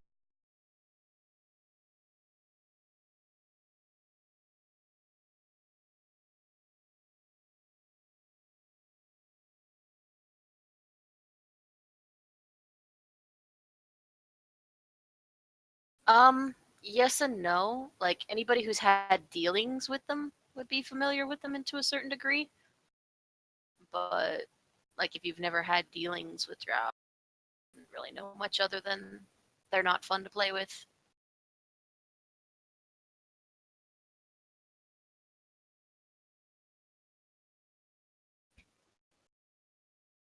What I'm thinking of as a player, if would there, if and of course I'm thinking it may be fourth level, so it may be out of the question anyway. If they can create a globe of darkness, basically some way to mask us if we could get out of here, but them not see us leaving, or would that solid darkness be like, hey, that's darker than normal, and that's Yes, they would not be able to see. They would know that that was not the same kind of darkness.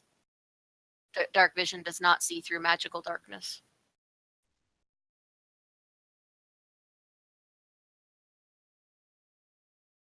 Yeah, I know they would know that there's magical, but it's just at a casual glance, like, hey, it's dark over there. I don't see heat signatures and things like that. Everything's cool, but the not normal darkness. I just kind of skimmed across something to cover our tracks. The guys in the tower would know right away because they'd no longer be able to see us.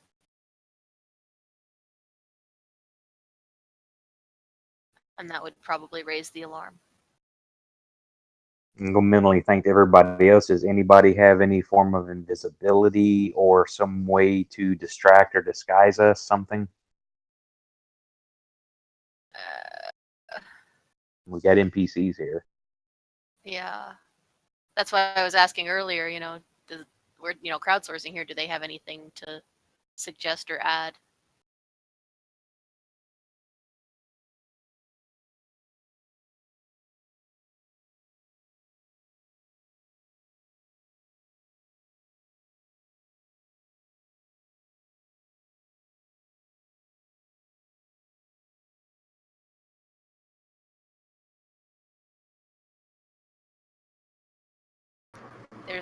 You can expand on that?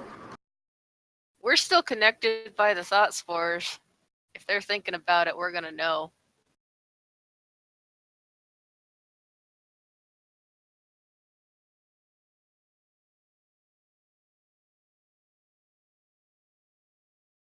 Like I did where they purposefully think about something else. Spiders. You guys are gonna get really tired of hearing spiders out of me for the duration of these spores.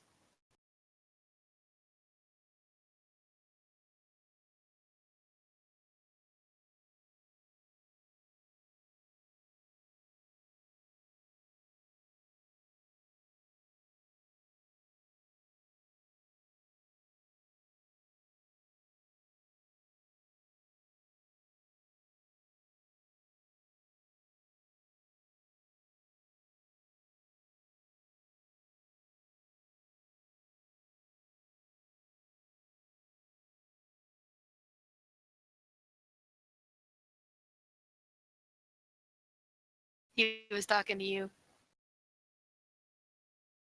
since you asked about expanding on that. Well, I figure all of us heard that.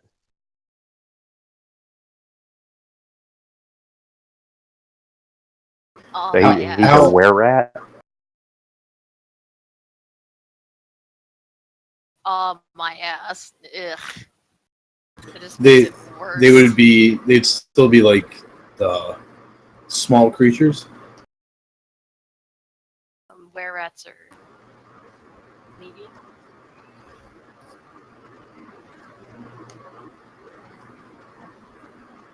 Are they small enough to get through the gate in rat form? Doubt it.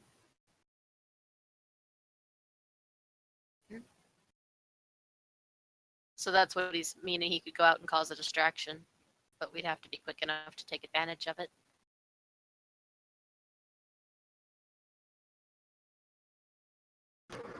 Do you think you'd be able to steal a dagger or something?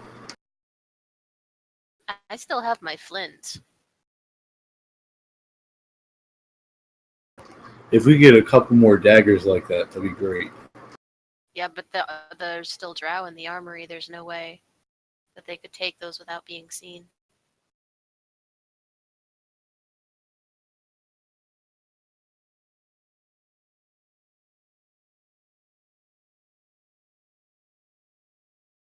But that doesn't look good for you guys.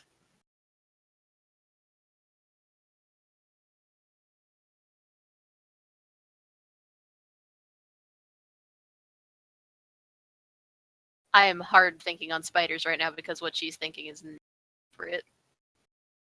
Not the worst idea we've come up with.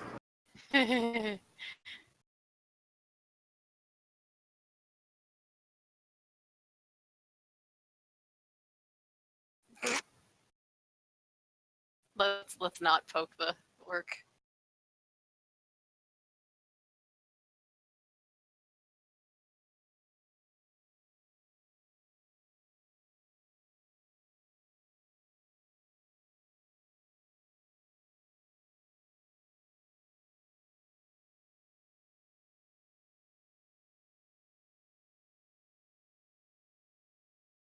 Is that the plan you guys want to go with?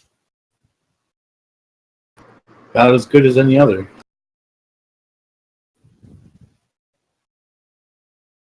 mean, y'all don't have to go with a plan, but you know, it's just something. Like I said, the only reason she's thinking real hard right now is because I've got another plan, but it ain't nice.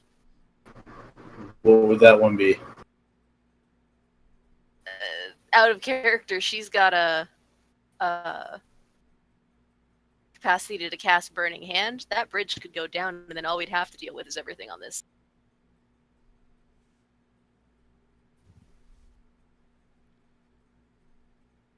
I mean, it's likely they'd be able to cross the webs in small numbers, but nothing like as if they tried to rush us across the bridge.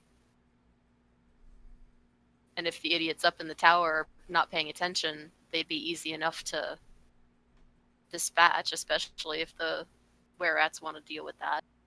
How sturdy are those ropes? How hard would it be to get through them?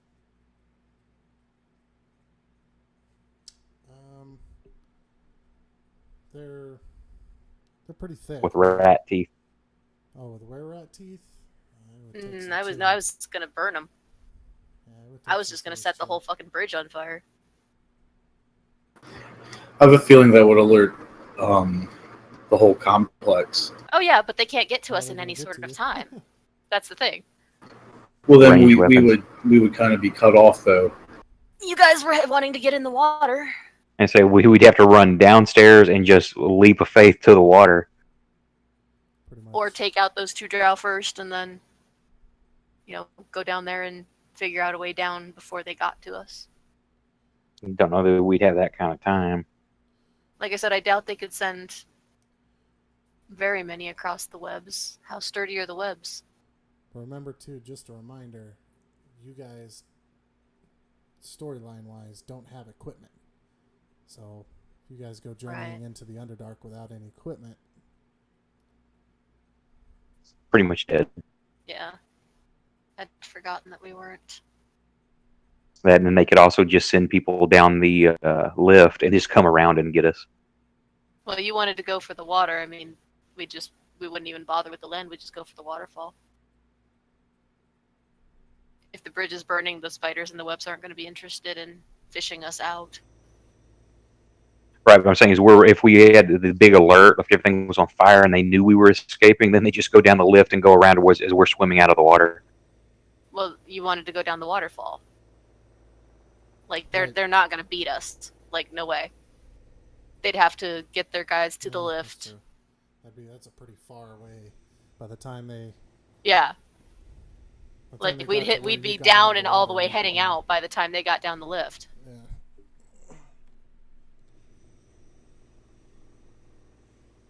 And honestly, I mean, if we jump from that, we probably don't even have to worry about the waterfall. We could probably just go straight for the water and hit the land.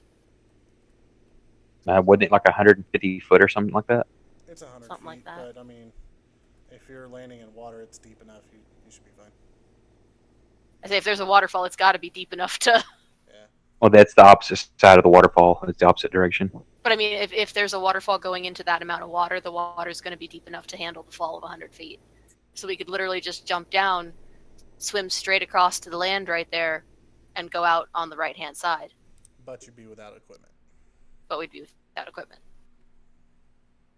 I say the only other thing I can think of is to pull the draw the guards in, jump them, pose as guards, move across, fight them without hopefully raising an alarm, get more gear, and then get the hell out. But I don't know.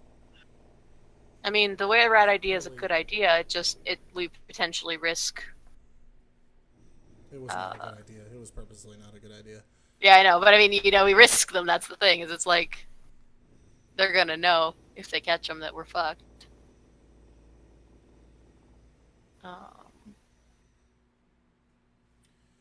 Well, do you guys want to, try to plan this out and try to see if we can do combat today, or do you want to end the game here and then we can pick up in a couple weeks? To think about it. I'm good. I can keep going for a while. I've got at least another 20 minutes before I have to worry about anything. Okay, what about you, Sin? I'm fine if you guys are. Up to you then, Ray. Do you have something to do? No, I'm good. I know the cutoff time is usually 1 o'clock, and some people, have stuff to do, so. Yeah, Just thought I'd make and sure. don't have to worry about getting to the airport for another 20 or so minutes yet. All right.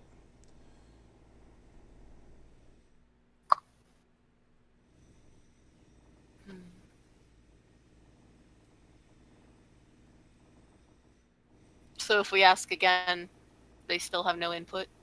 Like, that's nice, we'll keep that in the wings, but anybody else have an idea?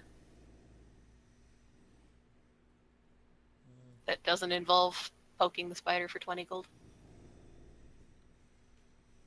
Basically, I mean, everybody pretty much agrees that the best option is to have the drow,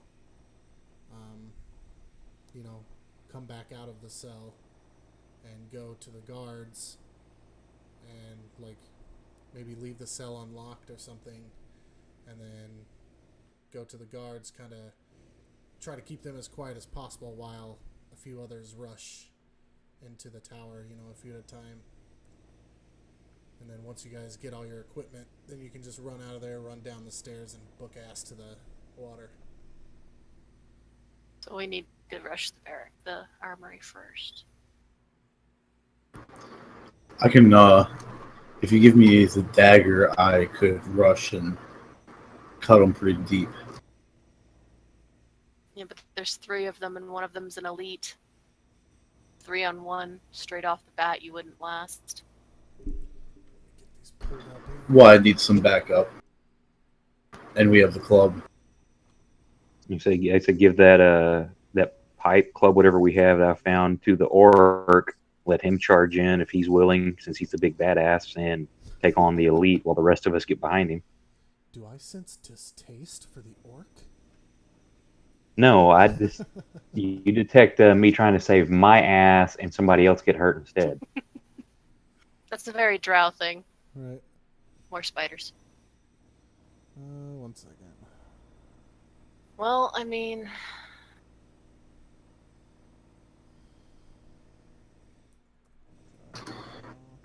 I could maybe grab some weapons if the orc would be willing to rush and hold them back.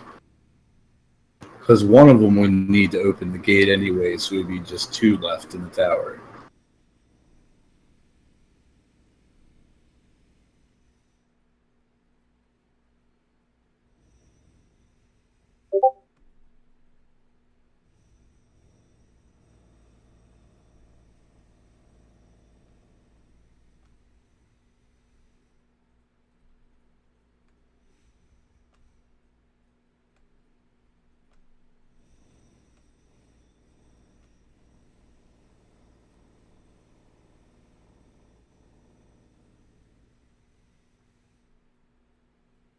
Hello?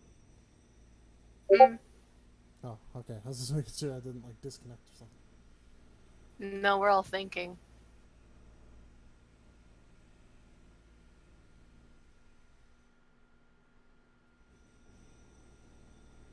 Or I guess maybe to try, instead of waiting for 2 guards to come, like my suggestion, maybe we could get everybody in the back, Act 6, somebody yell for the guards, like, "Hey, there's sickness. What's happening? They're turning into zombies. Help! Get us out of here!" And we can pull one of them across or something to come find out what the commotion is, and jump in. That would take 1 out of the picture. So then, Assuming that they'll come across without waiting for the others. Because that's the thing is, you've got to consider that with the 3 of them there, they won't just say, hey, somebody come across, and send the secondary patrol that would normally come and get us while they stay nice and cozy in their tower. it's going to be a gamble any way we go. It is. And who loves gambling? Chip Jar. Well, we gotta get through the I gate. head back to spiders. That's why we need one of them to come over and open it, because they're going to see me fiddling with the lock, and that's if I'm even successful or not. Right. Yeah. So you guys want to wait for a drow to come open the gate? Or 2 drow, I guess, to come open the gate? In other words, we Is want to there- wait for another patrol to come try to take us before we... Is it always 2 drow with a patrol? Yes. So that means we'd have at least 5 right off the bat, and assuming that we could handle, the 2 that are right by us. Well, not according to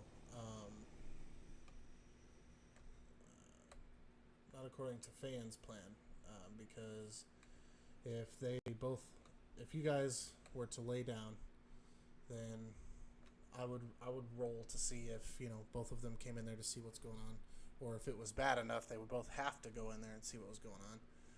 So they'd go in there, and then you guys would jump them, knock them unconscious. Then you 2 drow would wear their clothes, and then bring another prisoner with you back to the armory tower, and then boom, 3-on-3. I do have an idea. If we all lay on the ground and we look like just unconscious, I could do the prestidigitation to create the smell of natural gas. I'd be more prone to say, they brought that... Actually, as your character is thinking about this, one of the other characters has noticed in this time that you cannot cast magic inside the sleep pin. And they didn't tell us this? No, they're telling you now. Well, involuntarily, Yeah. you're hearing it in their thoughts. Uh-huh. I'd be more prone to saying that the little spore poisoned us, because that's what they brought it in for, basically. They didn't account for long-term exposure, I'm sure. Then, something like poison gas. Like the spore, they brought it because it basically got them high. They were like, oh, hey, look. But it didn't get them high. It made them hear each other's thoughts, just like it's making you hear each other's thoughts. So they weren't high from it. They were just like, whoa, now I can hear what you're thinking. Right. Would they be, that's the question though, is would they be aware that it couldn't possibly do other more harmful effects? Not necessarily. They wouldn't have any way of knowing that. If we tell them, if we start screaming about, oh, it's, poisoning people, that would be an excuse of why we started getting sick rather than just a very, obvious and blatant, oh, hey, we're all sick. I mean, come on, that's like extremely cliche. You don't think they're gonna consider that?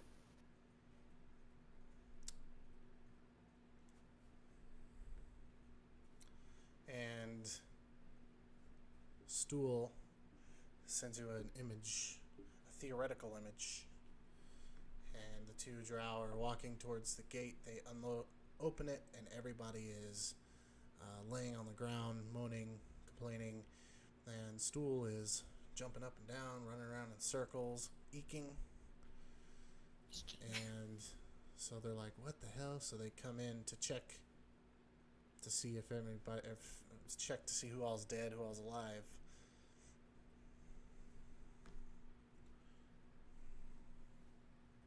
That's the image that it sends us. Basically, you guys gather that. Basically, it's agreeing. He's trying to say, well, if I'm running around and everybody else is sick, then they'll think that I did it. Yeah. Yeah, that's what I was actually thinking myself. I was thinking about that too, but we're all going to have to make sure we keep mental pictures of "help me, I'm dying," and picturing ourselves dying, because if the spores are around and the guards get it, they're going to hear our thoughts. Ask the little thing how long it lasts. Dissipated at this point. Okay, I see. Spores are already, have settled into the ground or whatever. We were infected, basically. Well, I just want to make sure they saw that they knew that instead of him just running around like stupid, they could see the spores or something like, oh, hey, he sprayed something. That's what's wrong. Because they may be like, well, what the hell's going on? Well, that would be the best part of it, is they don't know what the hell's going on. Either way, it would work either way. Because, if he's the only thing running around, they're going to wonder why he's unaffected. Yeah. We hope. They even go in there, so. Yeah. But I mean, he could always just try and concentrate and do the thing that he did before when he got smacked. But. Well, I think the whole spore thing is a pretty decent idea. Yeah. Now, that's better than the sneaking, but. Yeah, it's definitely better than. Well, it's the best one we've got so far. Yeah. We'd have to come up with a team to assault the tower. And this is assuming that I can get Lazy Butt over there to actually cooperate instead of just stare off into space. Are any of the drow guards women? Or have they only been men? So far, they've only been men. Yeah, I was about to say most militia type drow are men. Priestesses are male or female. Do you think we could rely on the two drow male NPCs? You only have one drow male. There's only one. Oh, The other one thinks he's an elf and he's not a. Right. Yeah. Do they wear uniforms? Yes. Helmets? Yeah, well, we would strip them. That was the whole point, is we'd take their clothes. So, I mean... Right, but I mean, could you pass as a male in that clothing? More than likely, coloration. Yeah. Coloration's all the same. The only thing that really differentiates male and female is, again, body type. And from a distance, you're not going to be able to tell in armor. So you could have take the orc and the dragonborn and kind of like keep yourself between them. One. We can only take one prisoner. One at a time. 2 of us left before. With 2 different patrols. Was it 4 guards last time, or 2? One kept No. taking each prisoner. 2 separate right. groups of 2. No, he's right. The very first group that came and got you was two guards, but one took one took him down the stairs, and one took you to the armory. That's true. The second time, and the though, guards there probably was one aren't that going took to him know. to watch. Yeah, the guards don't know what you're doing. They just think, oh, they're going to grab a couple more prisoners for some slavery stuff. Yeah. So say if you took the 2 biggest guys, one, you could use them to kind of keep yourself hidden from view, your face at least. Yeah. And as they get towards the other door, maybe bump into each other, start like almost a fight between the 2 to distract those guards, while the rest of us use that opportunity to haul butt across the bridge and like bum rush in there and dogpile everyone. Again, how sneaky do we want to be? Because, I mean, if we go 3 on 3, there's less chance that anybody else is going to see unescorted, prisoners crossing the bridge and bum rushing the cavern. Also, how large is the cavern? Can we all fight in there without slamming into each other?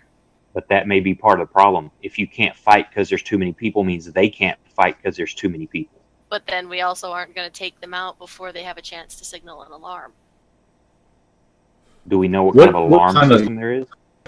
Yeah, that's what I was thinking. You guys don't know.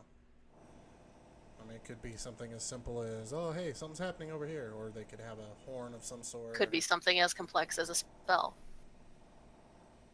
Say, because that's only about 25 foot from the gate to that room. And while, no, we all can't fight comfortably in there, the thing is, too, if we can use our weight to press them down and multiple of us hold them down, subdue them whatever ways we need to, because just 3 unarmored, or even you'd have 2 armored and 2 unarmored characters fighting. My armor is going to do jack shit for helping. Armored. You cannot count on my character for armor fighting. It does jack shit for her. This is true.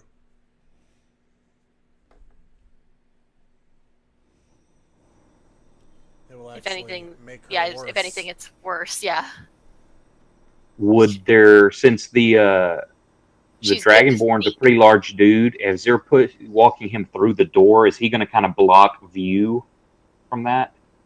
So like they'll basically just stop for a moment, yeah, and block it, and the rest of us can be coming up the bridge behind it. So then all of a sudden, as he clears the doorway, boom, we all run in. Yeah, you could do that. But again, how sneaky do we want to be? Would a 3-on-3 team that's more covert be a better option, or do we really want to try to bum rush it? Number-wise, better. Attack-wise, you're on equal footing in numbers and unequal on gear. And that's the thing is on line of sight too. Yeah. I mean, at this Do we have point, any spellcasters that can use attack spells or anything like that?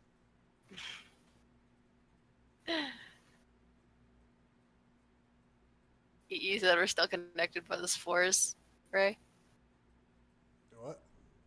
We're still connected by the spores. Yep.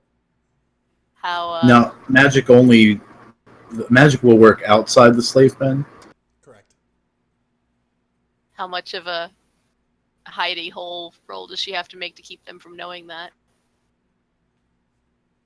If you think it, then they're gonna know about it. She would have reacted to it because she would have been thinking, "Don't think it." Basically, she's a full-on sorcerer, guys. Like, I was trying to lead you to that with the whole fire thing, and you guys didn't even bother to pick up on it.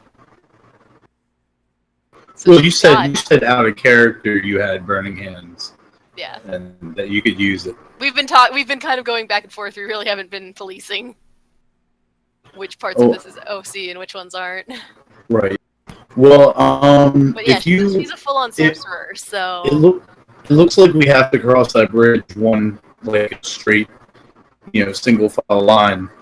So I guess you could stand on the back, at the back end and cast magic once you're out of the cells as part of the assault team. Yeah, I mean, that's the thing, is it's like she could do the whole back patrol thing. It's not a problem. It's just a I matter feel of, like where we again, can keep some people with line of sight that they can use ranged without having to pile into the room. yeah. And I mean, I'd have to double check Ray with the magic missile. Is that a line of sight? Line of sight, 110 foot, I believe. Yep. It's 120 feet. Plenty of range. Yeah. I could hit them from the cage, basically. But I mean, again, line of sight on them is going to be difficult to achieve, but I could hit all three in one go. If they can see us from there, you can see them too. Can all three of them see us, Ray? Yeah, more or less. I mean, yeah, they can see you. You'd basically just give me a penalty to hit all three. Probably you'd be hitting at a disadvantage. Yeah. And I'm already disadvantaged because of the armor. Well, don't wear the armor because we only need one to Bum rush block anyway. the door. But if they see one go in and not two, or if they see two go in and only one come out, that's not going to make them suspicious. Well, they might Not think if the the other Dragon guard's still Kid's in in the lead. Oh, I could do something. Oh wait, never mind. Because of the anti-magic thing, yeah. But Well, again, if we get you outside of the outside of the pen, it might apply. What are you thinking? well, what kind of color? You know, is there any way I could like make myself look more like a drow from the distance? Black skin and white hair. Yeah, the white hair. That's probably going to be an issue without magic. I'm okay. You're going to have to go single file across the bridge. If the prisoner's going to be in front, so if the biggest one, if the Dragonborn is in front, they may see glances of armor moving behind them, but they're not going to see faces or anything else. Right. So I mean, yeah, you could probably take one of the others instead of me as a secondary guard to get three people into the tower. And then you could step outside of the.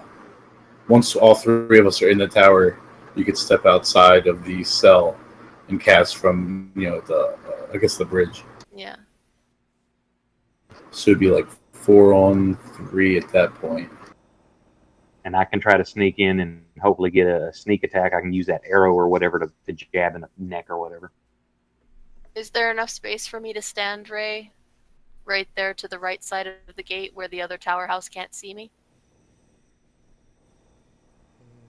No, but I mean, it all depends on if they see you, if they're paying attention. You know, if you guys. But I mean, if you guys if I'm Well, that's far enough a back, well they that's can't see me. that's a stairwell, right? And they are on the ground They have to level. be looking up. So would they even have line of sight? That's true. They wouldn't necessarily be able to see me anyway. Hold on. Let's see where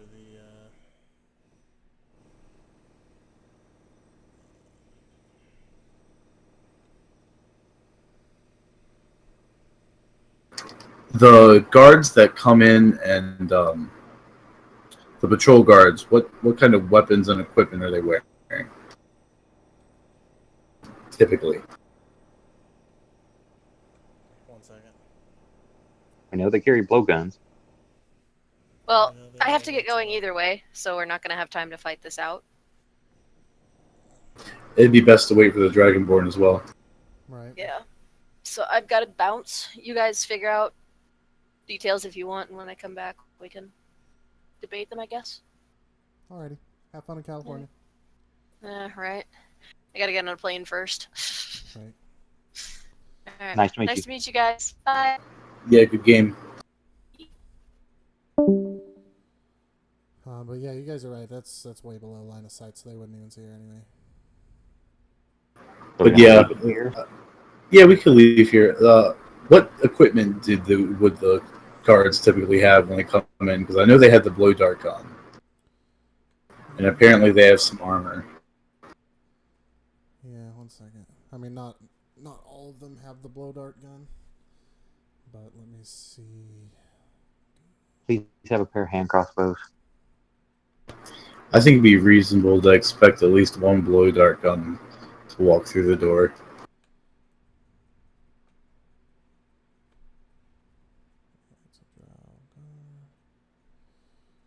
Alright, so it looks like they have... So the ones that commonly come to the door,